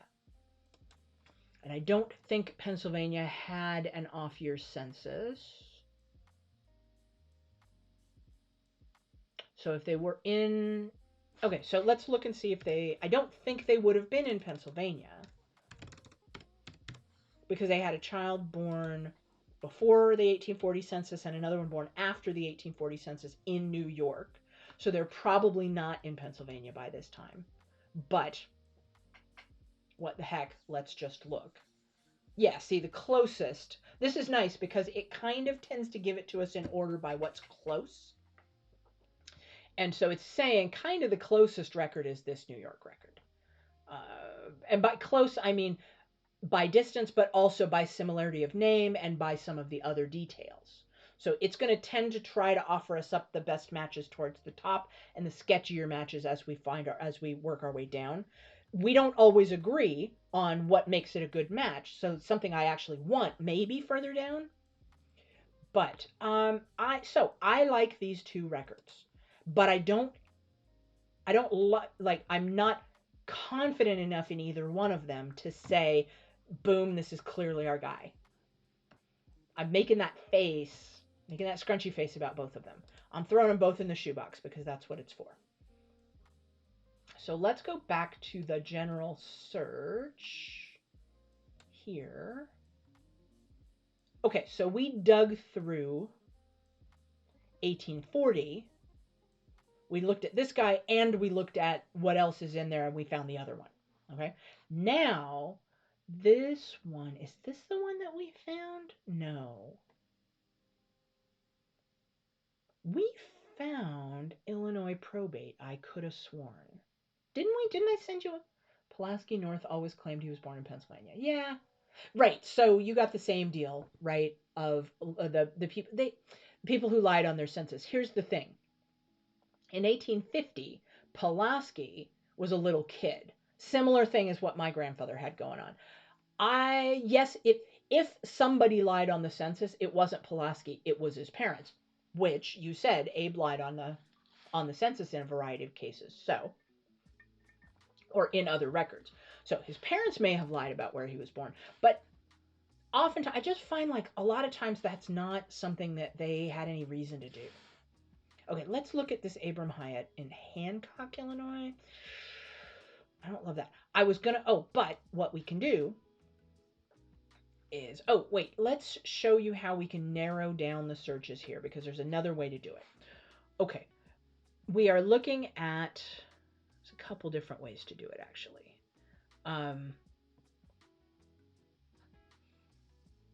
Okay, because what I want to do is I wanted to see if we can find the other. I thought we had an Illinois probate, but I don't think this is it. It's not the right year range either. It's 1899, which is too late for your guy. And so I scrolled down right quick just to see if, there's just so much interesting, there's the Hector talking. There's so much that's just meaty on here that I want it. I want to look at all of them, right? City directories. Poughkeepsie. Oh, no. Oh, no. 1932. No, 1932 doesn't help me. Not at all. Okay. I want to dig deeper into probate records. Therefore, what I want is, so underneath here, you can see that there's some text underneath the title of the record, and it's saying this is the category that it's in. And so what I want to do is drill down into the category, and I can do that over here. The one for wills is finicky, so I'm hoping it will work. Well, this is lovely because it gives us probate and land records, such as there. Ancestry doesn't have exhaustive land records. They are just getting started on land records. Abram H. Height in Westchester. I don't like it. Westchester, I don't like. Abraham Height, 1818. Too young for our guy. Too young for our guy, but maybe, what we would be also kind of keeping our eye out for is, who's that other guy? Because we now know that there was an Abram Height with your spelling in Tompkins County, New York, and an Abram Hyatt in LaSalle County, Illinois. What I'd like to do is just see enough to know that those were two separate people and who were they and which records belong to which ones of them. That's helpful. So knowing who that Abram Hyatt was, if there's more records later for him and it proves that he was a whole different person, that's helpful for me because then I know I can disregard that record. So what I want to do, though, is I want to drill down further. Wills, estates, and guardian records. Here. Because where is it and why am I not finding him again? Vermont. I'm scrolling. Mary Hyatt. Okay, and then I can filter it. Let's go ahead and do... Did we find him in Illinois? I thought we did. We're going to try. Boom. Okay. Well, he sure isn't on this, unless it's this one. But it's not. Okay, well, here's what we're going to do. Here's what I'm going to do. Hang on. I'm going to pop this up for a hot second and move it over right quick off the screen. And I'm going to look in our email because I sent you a link, didn't I?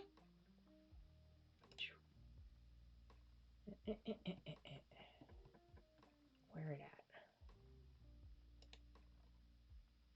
Nope. Nope, nope, nope.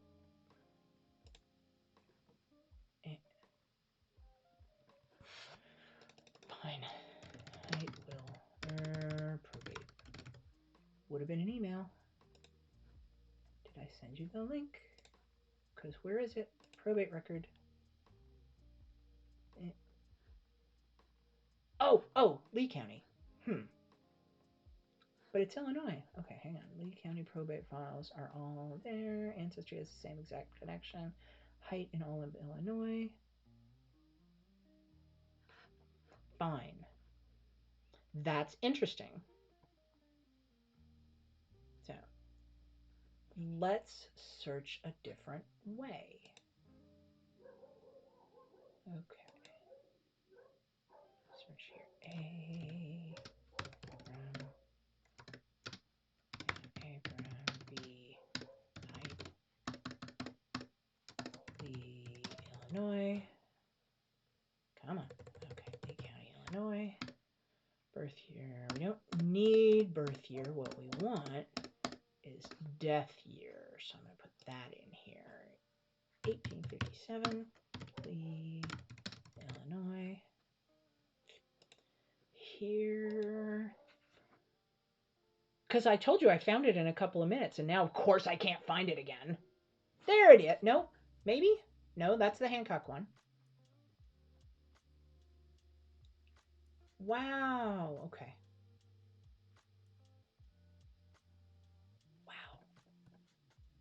Wow. I am bad at this. Fine. We're going to find it here. We're going to go back to this source. We're going to go height. 1857. Come on. Come on, baby.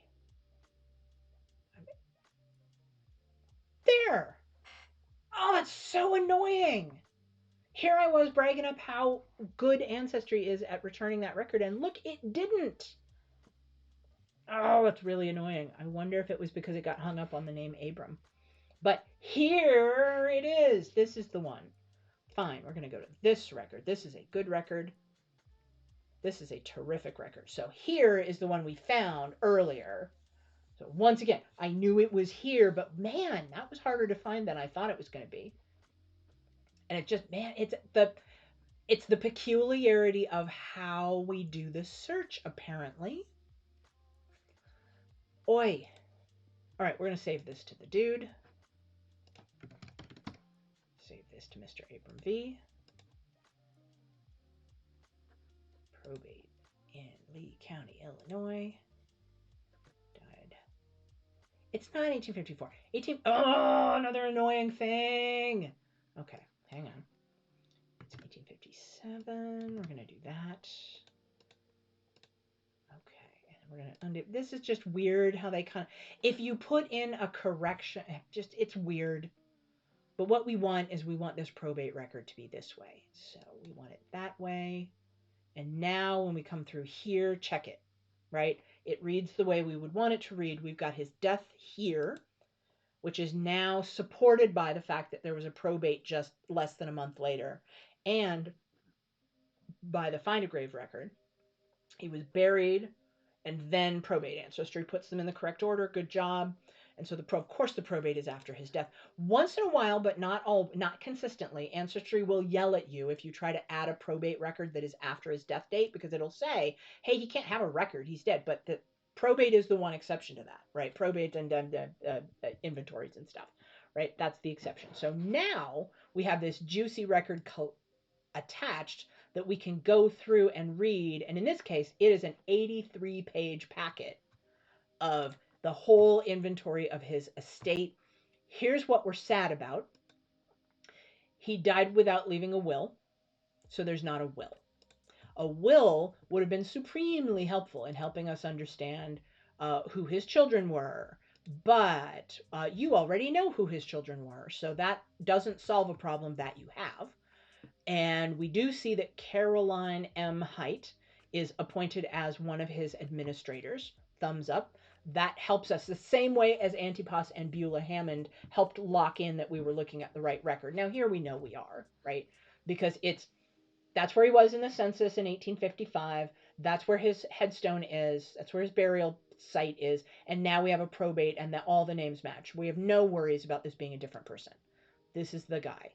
So we have A.V. Haight, letters of administration. What one can then do is pour through all of this, and this looks like it's been reproduced decently.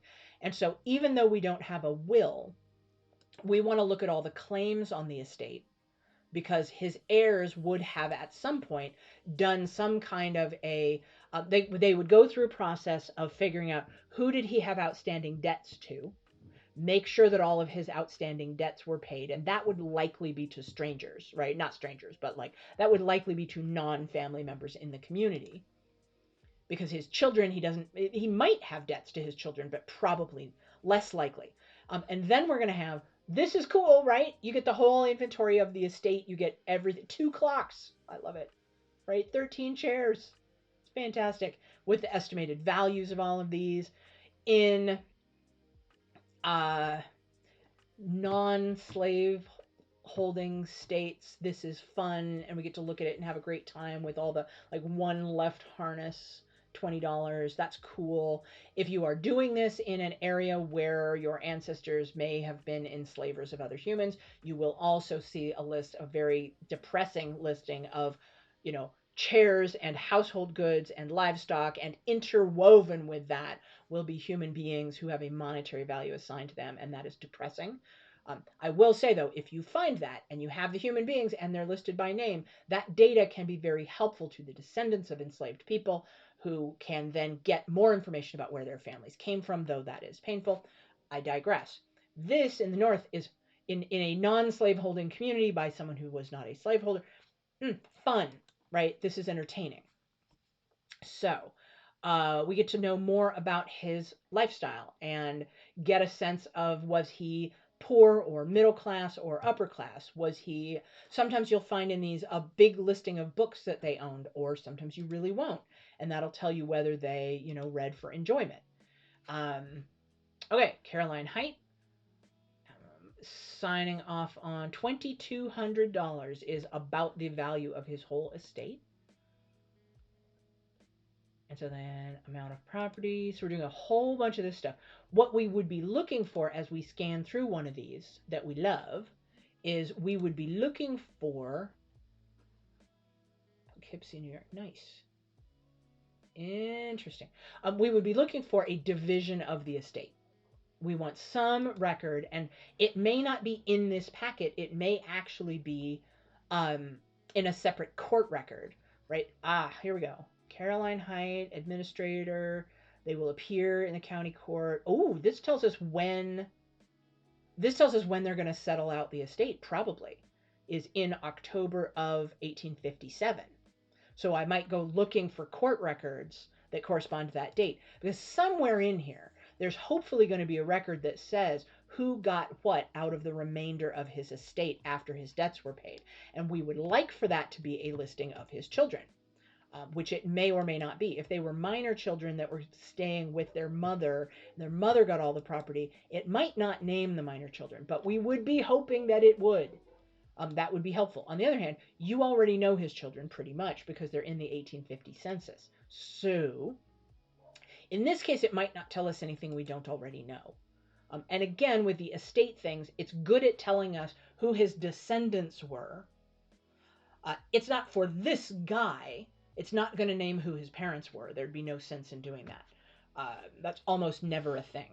So this is mostly going to help us affirm that this is him and that it's stuff we already knew. Then you can kind of dig in and say, well, what about, is there a piece of land in a location, right? So if we think about the research that we're doing with Kristen, who, hi, Kristen, is also watching the stream today. With Kristen, what we are using is we've got the person who we think is Stephen Hammond's father, right, which would be Joseph Hammond. We're looking at Joseph Hammond's records, not her brick wall, but the guy we think her brick wall is the child of, to say, is there anything in Joseph Hammond's probate or land records that would give us any kind of a tie to Stephen and make us feel like, hey, Stephen is Joseph's son. In this case, we don't have a candidate probate record of who we think Abram's father was yet. That's what we would be looking for. So anyway, so we can scroll through here and look for the mention of his children. But let's, since that doesn't actually tell us anything we don't already know, let's head on back to Abram. We can now see that we've got that connected in there, so we can go back and browse that at our leisure. Something that might be interesting to do, and of course we're getting up on time here for the day, but something that would be maybe interesting to do would be U.S. wills and probates for Height in Vermont. Just want to see what we're up against, right? Oh, I could have put that in probate place, couldn't I? Let's go do that. Hang on. I didn't even see that that was a thing. Let's do that. We have no idea what year.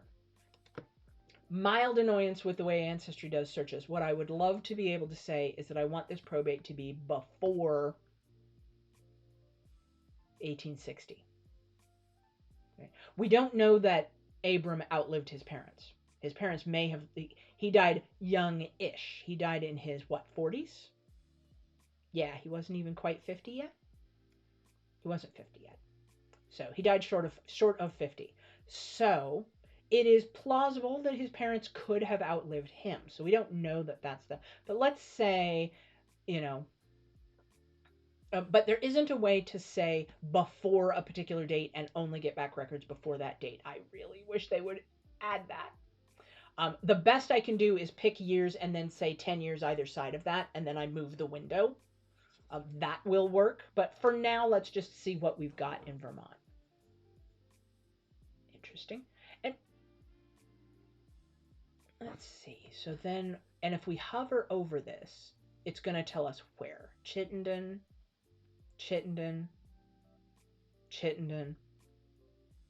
Oh, what years are these? No idea. It's not telling me. 1911. That's too late. 1841. 1841 is good. 1847 is good. Those are good years. 1911, not helpful at all. This one doesn't say. Addison. And then that's it. Really? That's it? Then we got to get into New York. Okay, maybe there's... That's a nice manageable number, isn't it? I would be then... should we look at... We could look at one of these and see... there's no will. I am sad. Does this one have a will? Let's find out.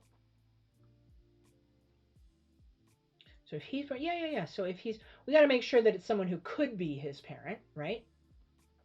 So we have 2 Heights in Chittenden. 2 Heights in Chittenden. This doesn't have a will. It doesn't say it has a will. It has some other stuff. But it has some orders. Orders are nice. Oh, Burlington. Oh, Burlington's a city. Okay. Fine. But we might be going through here and looking for an Abram or an Abraham who would be a child of. That would be better if there was a will. This is their appointment of administrator. Sometimes the child is going to be appointed an administrator. It's not the spouse. Ezra Meech, I think. State copy of administration for record. Oh, yeah. So what you'll see here is that this packet has been imaged. It's literally a packet of stuff that's been folded up. And so this is the back of the page that we just looked at. It was folded up and it was written on the outside what's in it. So you'll get a lot of those. And then because of that, we've got zooming in and out a lot. So are we finding... This is died intestate. No will, as I suspected. There's no will. The other thing about a probate is that it doesn't often tell us how old. Right? We don't have any information about how old this guy was when he died. We would have to go look for a different death record to see anything about that. Mrs. Height. Fine. Okay, John Height. Mrs. Height. These are creditors, probably. This is amounts due to creditors.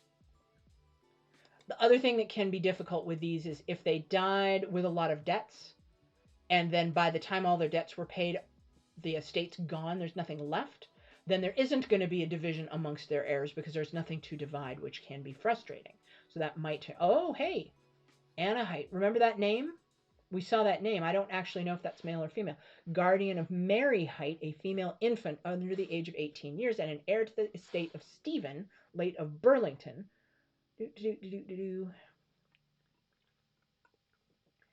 But Abram would have been of age. Partition of same estate made among the heirs.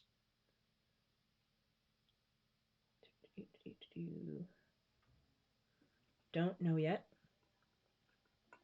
John T. Height, one of the heirs. I'm just scanning for things that look like names ending in Height. Mary L. Probably might be an S, probably an L. Could go either way. Heirs and only heirs. Wait. Oh, hello. Okay.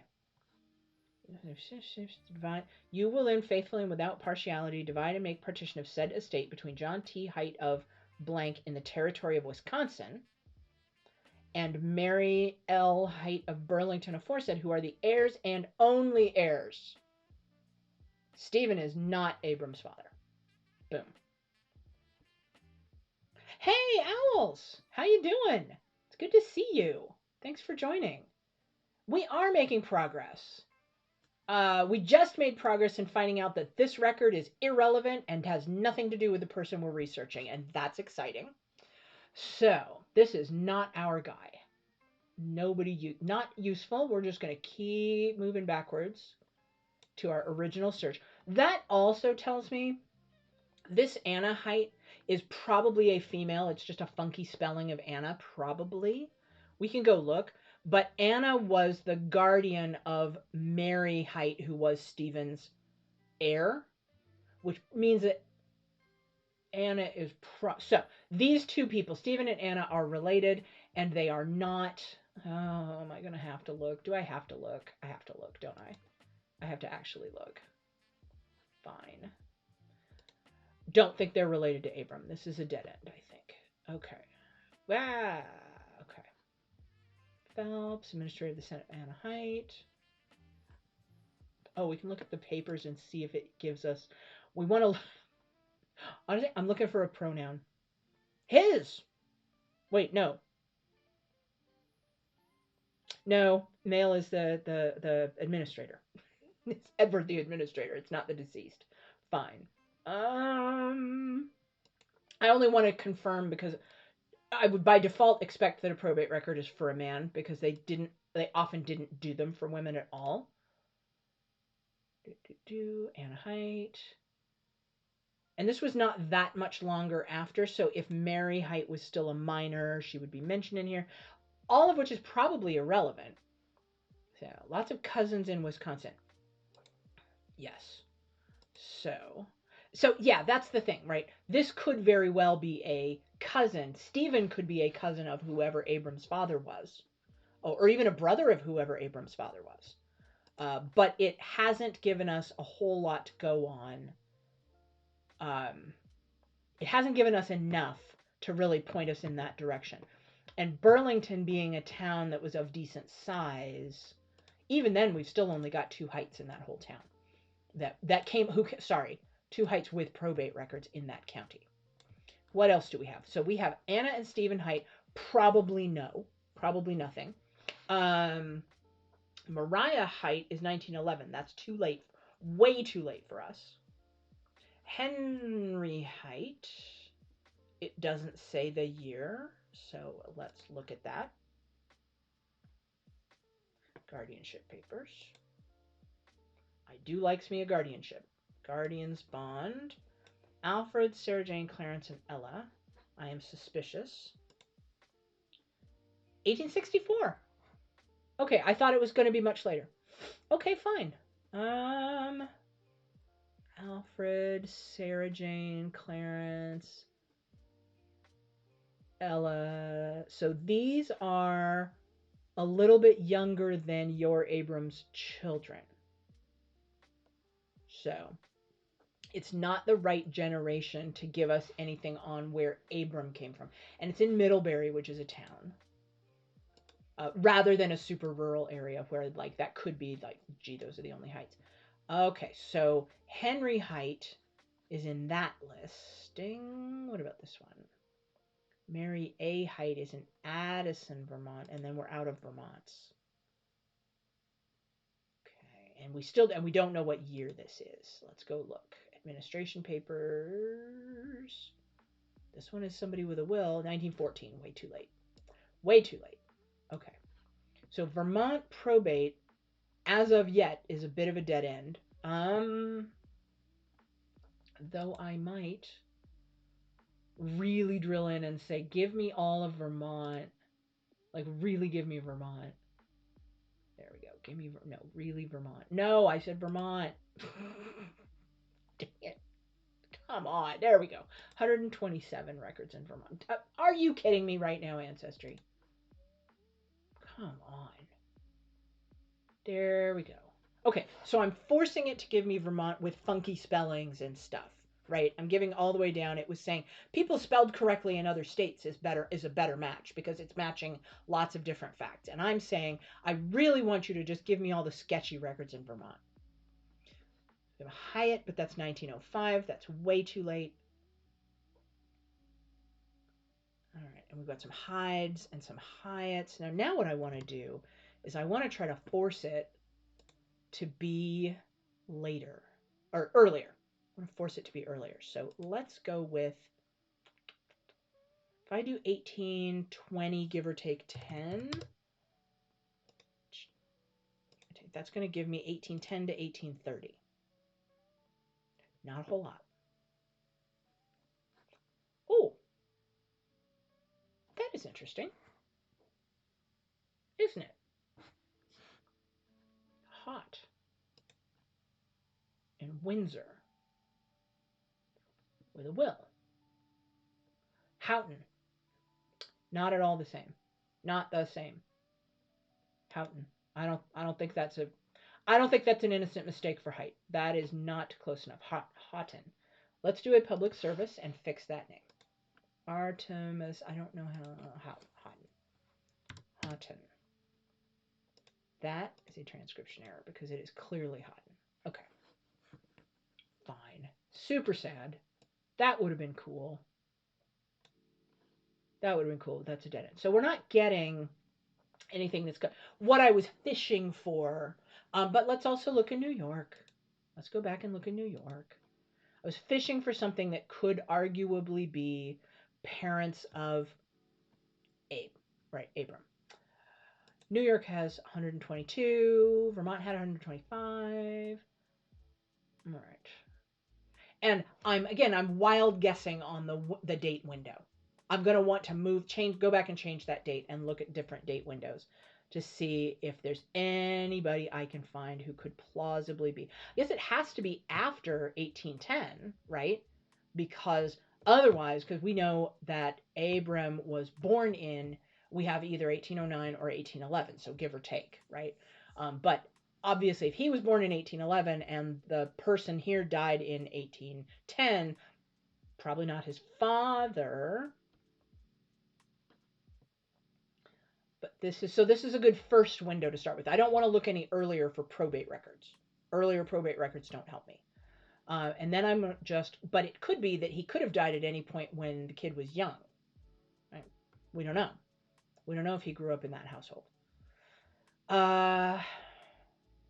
But no, at this point, what's unsatisfying about this is a really wide, desperate search, right?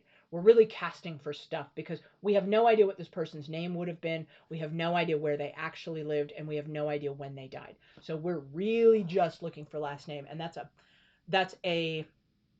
it's not a great way to do the search. We really want a little bit more to help us narrow it down.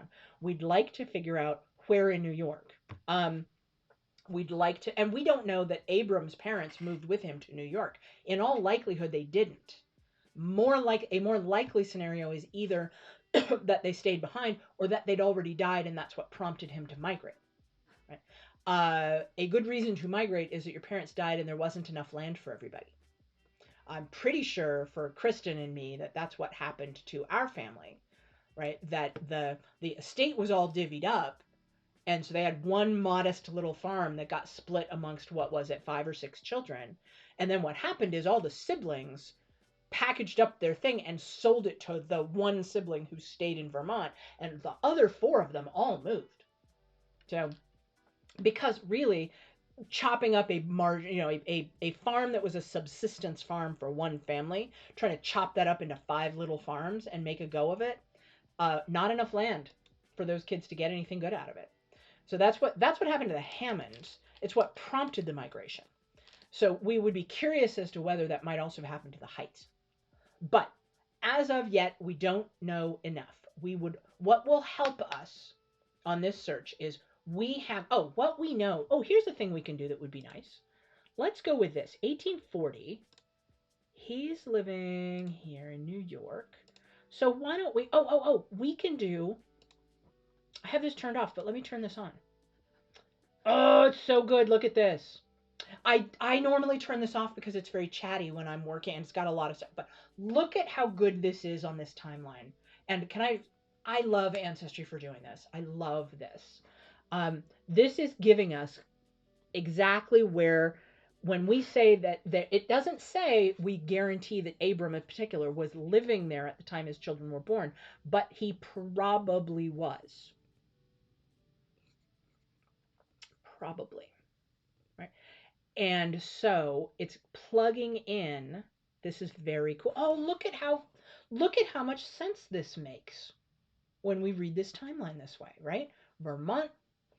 I wish I knew where in New York, but could that be Tompkins County, New York?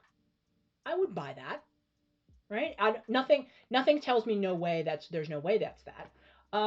Where is Mifflin County? We're going to close this out. Get rid of that. Mifflin County. You got to start typing county to get it to give you counties. Apparently, you're not the first time I've looked up Mifflin County. So there must be somebody in my research that has a connection. Mifflin is in the middle. It's fine.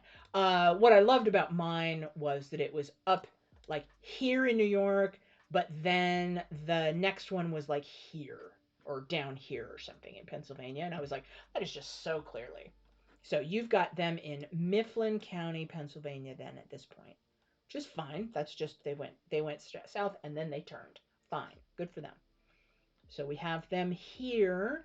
And I notice that even though the 1850 census was telling us, wasn't it, that Hortense Josephine was born in, it said New York, but you've got, let's go look at her. You've got Mifflin County, Pennsylvania, which is fine. It says New York.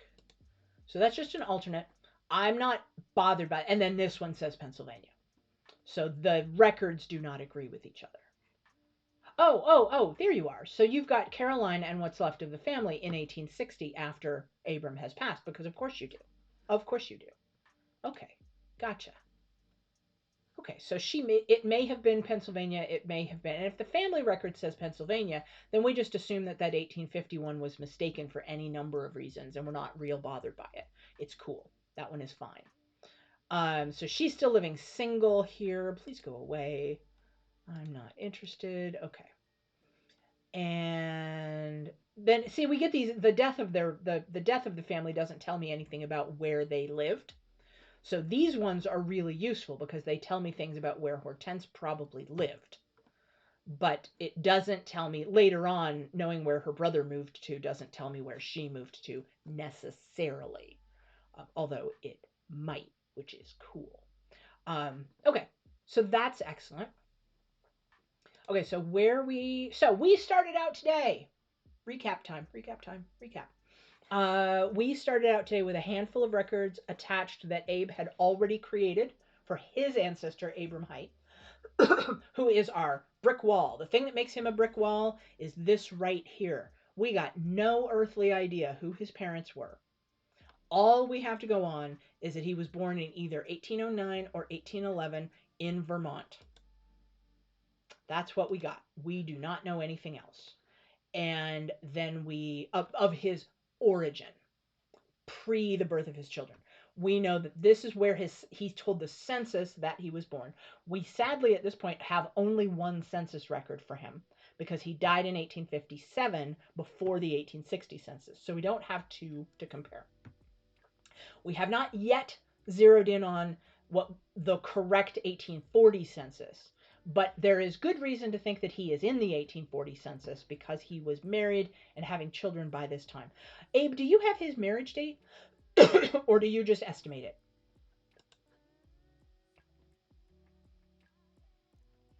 Don't have it. That's fine. You're in a part of the country where they weren't reliably keeping records. Ooh, let me show you a cool thing. Pink. This is a thing I like. We can crop this. It's not going to hurt the photo. It's just going to zoom in on the photo. Boom. That's so cool. That's Caroline Crocker's face. I love that. I love doing those little zoom ins. It's this tiny little feature that gives me great enjoyment. So, okay. Oh, those two Crockers that we saw in, where was that? In nearby Lee County, right? In the right part of Illinois. There was a James and a John, weren't there? So I'm I'm interested in those as possible siblings of hers. That is interesting. Right, so you've got her family. How far back do we have her family? We go here and go view in tree. We can go see that. How far back do we have? A fair bit. Oh, nice. Oh, that's right. Oh, Lathrops and Bradfords. Oh yeah. Now we're getting into the Puritan Great Migration families. That's a big deal. So is that the Mayflower Bradfords? It's pretty cool. Yeah. Sweet. That's fun. Those are fun. Okay, so I would say plausible that those other Crockers in that part of Illinois might have been relatives of Caroline's, might even be siblings of Caroline. Could be cousins, right? Okay, so looking at as we do kind of a wrap up of today's research, this was so much fun. Just flailing around. Yeah, Mayflower Bradfords. We started out, we are looking for this dude, Abram Height. We're really trying to get further back in the tree. And you can see where our intrepid guest, Abe, descendant of Abram, has done plenty of the really excellent research of the descendants of Abram and Caroline. And even did, and I want to shout out this was very cool, while we were prepping for the stream, when we first started talking about doing the stream together, you didn't know where Caroline Crocker died. You didn't even know what name she died with because she had remarried. And so she was Frederick, but you didn't know if she was still Frederick, and you found her. And part of the way I think that you said that you found her was that she was living with a son. She was living with Abram. And so she died where he was living and not where she had lived previously. That is such a great process, right? That's a really great way of unpacking that information. So, like a couple weeks ago, we didn't know that she died in 1888, and now you do, which is amazing. So, we've got this Crocker line. Did you say the Crockers have a book? Because I bet they do. Um, Nice, Revolutionary War. And if he's from Connecticut, records in Connecticut get sketchy around this time. Nice. Oh, we should see if there's a Crocker book then, because there might be. And then I'm curious about this Morgan family. So as we look at the tree, when I'm thinking about, okay, I've got a tree, I've gotten this far, what do I want to do next? When I'm thinking about what to do next, I my preference is I'm always just going to go highlight some people and say, where do I have these dead ends? Right? I don't know who his parents are, which means he's not fully profiled yet. Can I fill this in? Can I fill this in? Especially we've talked about the amazingness of having maternal lines and what you can learn from maternal lines. I love being able to go dip in and figure out, especially if you have the gift of having someone's actual birth name, which you don't always have. Woo! Then we could go do this. And then there's lots of little ancestor gene leaves, lots of hints that we could go explore. Heck, I wonder if sometimes it'll pop up in the tree and say a possible parent as well. As with all little blinking green things on Ancestry, please take those with a grain of salt. They're so difficult, and it's so likely that they're not reliable. It's very, very likely. Ooh, there's his. You suppose that's his baptism record? I bet it is. That is exactly the right time if we think that's when he was born. How do we know that was when he was born? How do we know? Don't know. I don't know how we know. How do we know? Let's find out. Okay. Neat. Is that his? Did he go to New Hampshire? He did go to New Hampshire. Okay, you have him going to New Hampshire. Neat. So then she's born in New York, but her father dies in New Hampshire. Okay. That's cool. It's cool. Plausible. Many good stories around that time. Ooh. That might be a pointer to a book. Let's look. What is that? Is that a book? Oh, it's the DAR. DAR lineage book. Yep. You've probably seen that. Yeah, that's cool. You have them though, right? Like this is just the beginning of your tree. You have a bunch of this stuff. Okay. That is fine. That is fine. You sent me, I have this. I dropped it into a notepad here. All right, so let's go back here. All right, so I'm not going to go discover a bunch of things that you already know. Let me have that not happening. Okay, so this was the original email that you sent about your mysteries, right? So there you have Caroline Crocker, Height Frederick, which you kind of solved. You have a really interesting lead on the daughter, Hortense Josephine Height Frederick. Right, she also married a Frederick who then died. Okay, and then you have some other lines that we haven't talked about at all. Pretty cool. Cool. So this is a reasonable place for us to wrap up for the day, I think. Cool. Let's go back to the tree and we'll just talk about kind of where we were. We didn't have the kind of breakthrough where I'm going to center him in the tree here. We didn't have the big breakthrough where we got to fill these in. And I would not expect that to happen in 2 hours of work. Some of the brick walls in my tree have taken me years, and others of them are still there, still taunting me, right? There's a bunch of them that we just haven't solved. So the goal for today was not to solve this, but we did fill out a richer profile of what is going on with Abram. And we do have some leads to investigate because I still think the Samuel J. Height in Illinois is interesting. The two 1840 census records for A or Abram Height, Abram Height or Abram Hyatt are interesting. It's just such a tantalizing coincidence that there is an Abram Hyatt in LaSalle County, Illinois. That feels like something. And it feels weirdly like I'm not convinced that is actually him, But why is it there? It's so tantalizing. So I want to understand more about who that person is. If we can find out who that person is and we rule them completely out and say that that is a totally different person and not even a cousin, I'll be sad. But at least then the question will have been answered. So we've got a couple of leads that we can look at there. If Samuel Haight in nearby county, Illinois, pans out to be somebody, that might be a pointer to the branch of the Haight family that this guy comes from. The other thing that we can do, because you had the Haight/Hyatt book, is similar to what we did with the Hammonds, is you've gone through that book. We can look at that book and see what are the branches that you think, are there any branches that you think might be plausible for this guy to be connected to? We still have too wide of a world in Vermont and Vermont records to feel really good that we're going to find him in Vermont. And then New York is just a nightmare for vital records. It's really hard to find anything. So, and Pennsylvania really, really varies. In Pennsylvania, depending on which religious community you were part of, there might be terrific records or there might be absolutely none. So we don't know yet. If they were just passing through and they weren't part of a generational religious community in Pennsylvania, I am less optimistic about finding terrific records.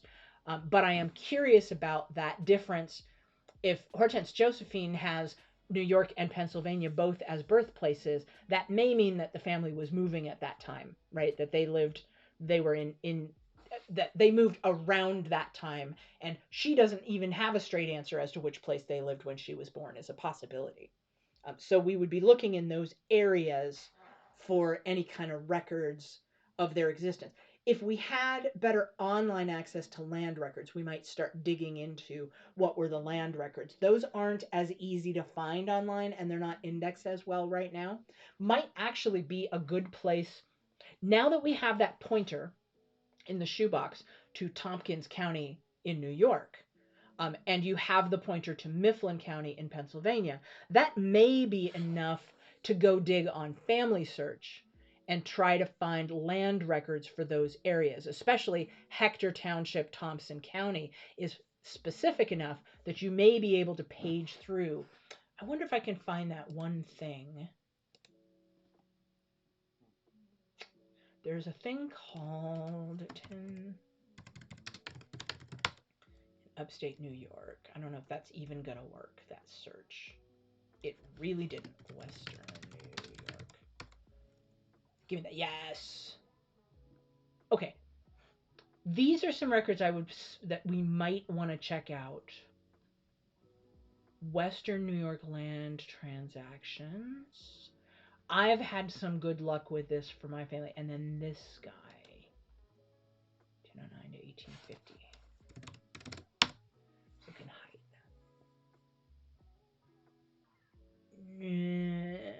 I don't like it. Maybe.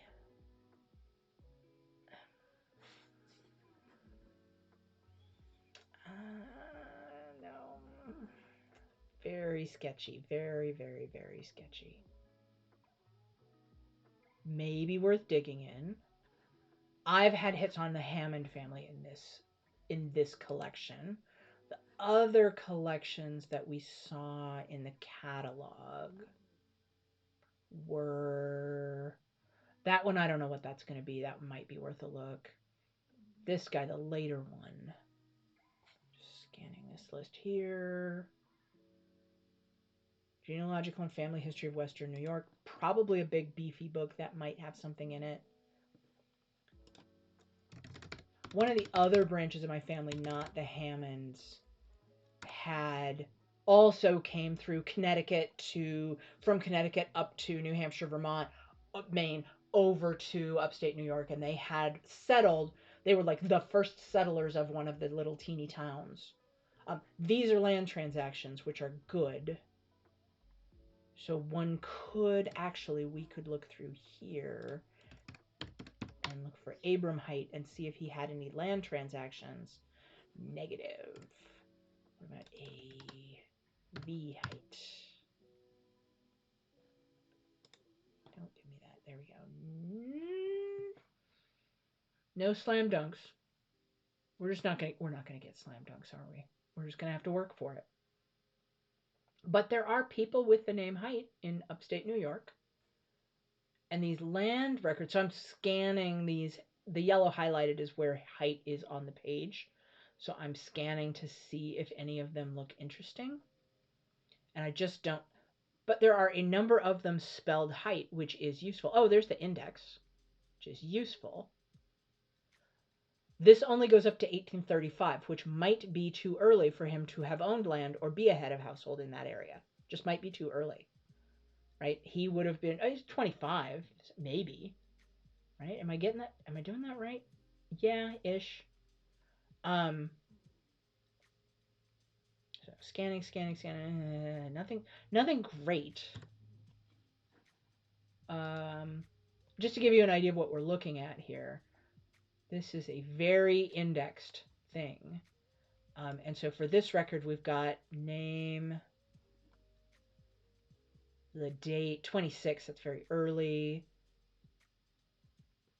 These are codes that are going to point us to where it happened. And then this column says what, actually, I think that means I think W means he was a witness. You got to go look at the key in the beginning of the book to see what these codes read and how to read them. And then these are this is the book and the page number to go find the original record that's been indexed.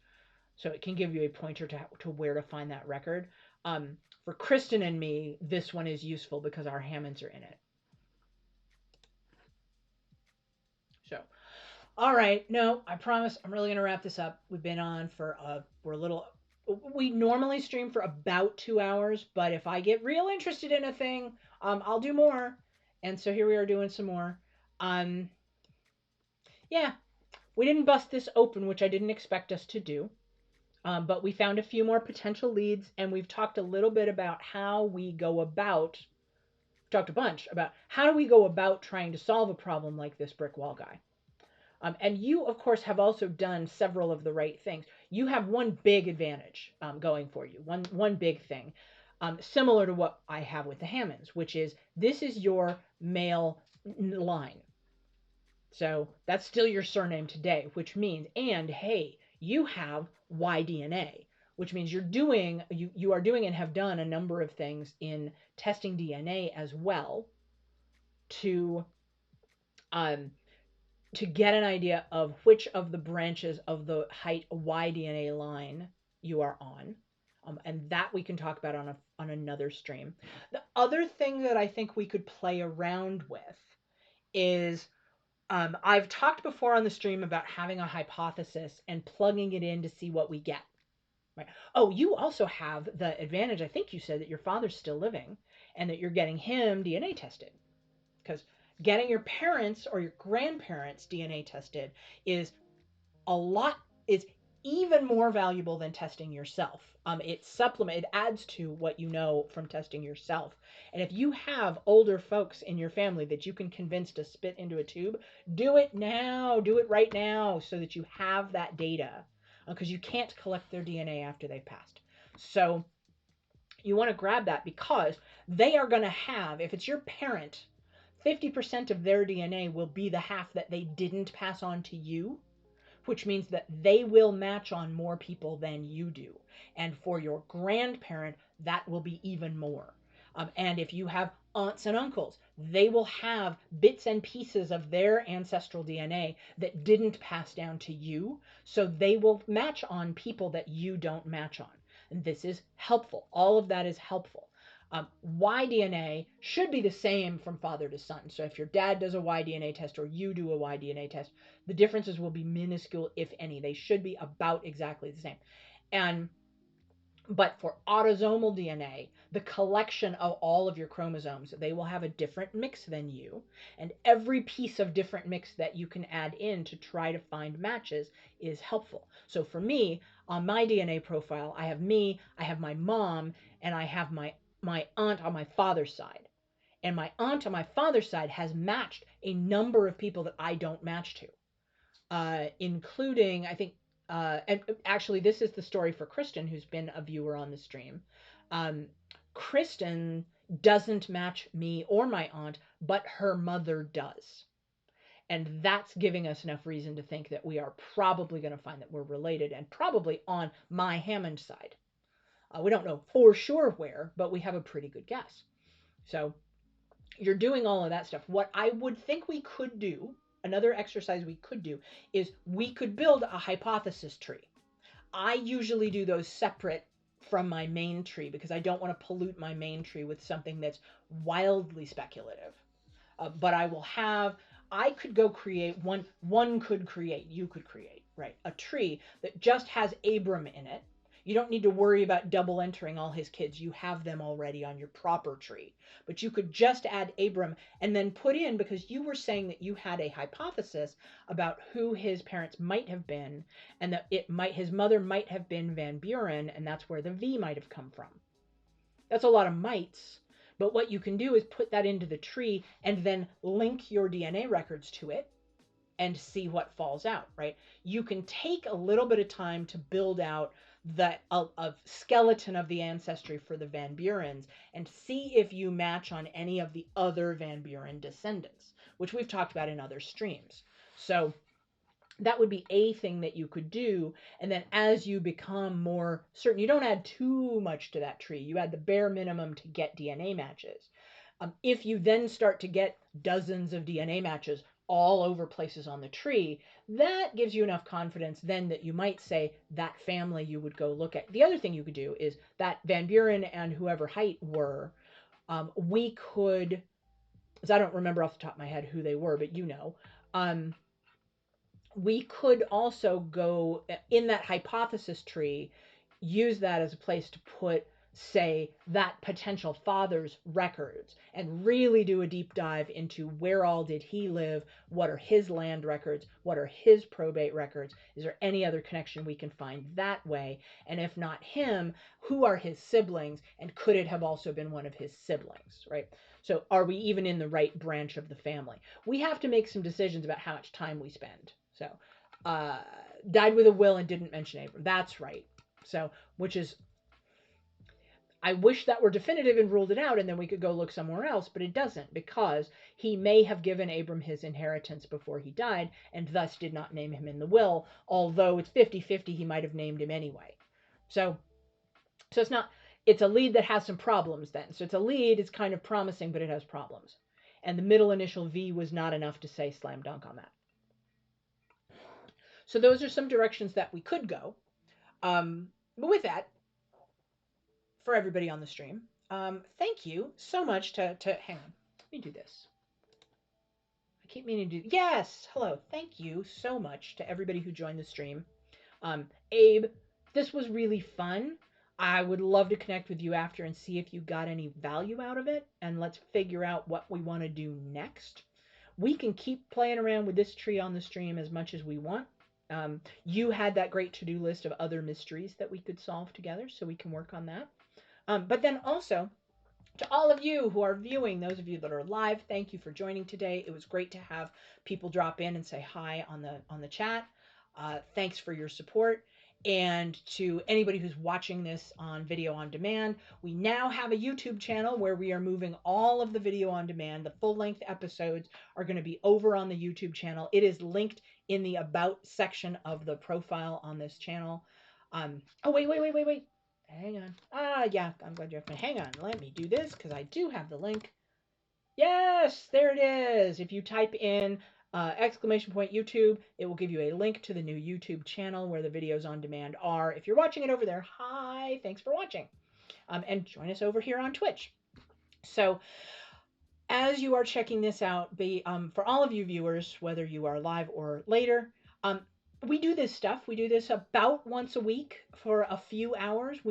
As we grow an audience, we may start doing it more often. But the intention of the stream is for it to be interactive and that we are working on problems together for all of you. When I don't have one of you to talk about, I will fall back to showing you techniques that I've used on my own tree, which is super fun for me. Less personal and less interesting to you. If you are interested in and you have a mystery on your family tree, I would like to work on it with you. That gives me something fun to do. Because I already know where all the brick walls are in my tree. And I'm just waiting for more records to be published or for me to get to go to Switzerland or whatever, right? So bring me your challenges. It'll be fun. We'll work on it together. I am working on ways that we could just as easily dial you in on a Zoom call and be chatting through this in real time as we research the tree together. Or you can do what we did today, which is hang out and chat and just tell me what you think about what we're finding. So if you have absolutely nothing that you know about your family, you don't know where to start, that is a terrific problem.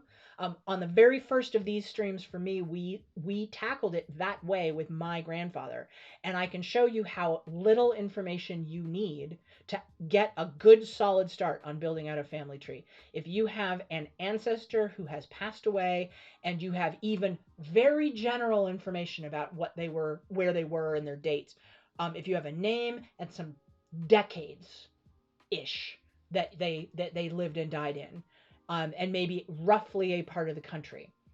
That is frequently enough to get started with. Bring it.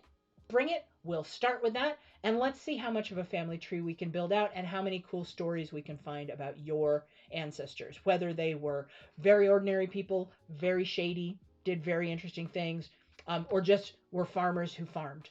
We don't know, but let's find out. So bring your challenges. Send them to me in the chat. There's a suggestion box on my profile that you can drop your ideas in. And many of you have seen me on the Discords for other Twitch channels. If you've seen me on another place and you want to ask me about my stream, I would love that. That would be amazing. So hit me up. We don't yet have a Discord for this channel. I'm going to wait until we grow a little bit and have a reason to have it. But Discord is another chat that we can use when the stream's offline. But in the meantime, check me out on YouTube. We'll be here more or less, probably not next Sunday. Next Sunday is Father's Day, and it is also other stuff going on with family. So I'm going to probably not be streaming next week, but I'll be back the week after that. And if you miss me, let me know so that I know that it's important to keep up the stream. We have a goal for the stream. We are trying to reach 50 followers, which is the threshold that I need to get affiliate status. Affiliate means that I can open up some more features that make the chat more fun for those of you who stop by. So I'm hoping to get there, which means tell your friends, give us a follow. If you're watching this on YouTube, you create a free account on Twitch and follow this channel. You'll get notified when we go live, so you can hop in and say hello. And eventually we'll have other benefits for, followers, people on the channel. None of this is to make money. I do all this as a hobby. It's for free. I have a full-time job, which is why I don't stream as much as some of the big Twitch streamers, but there it is. So hope to see you probably in a couple of weeks, or to hear from you in between. And again, thanks so much for joining. Have a great week. Bye, everybody.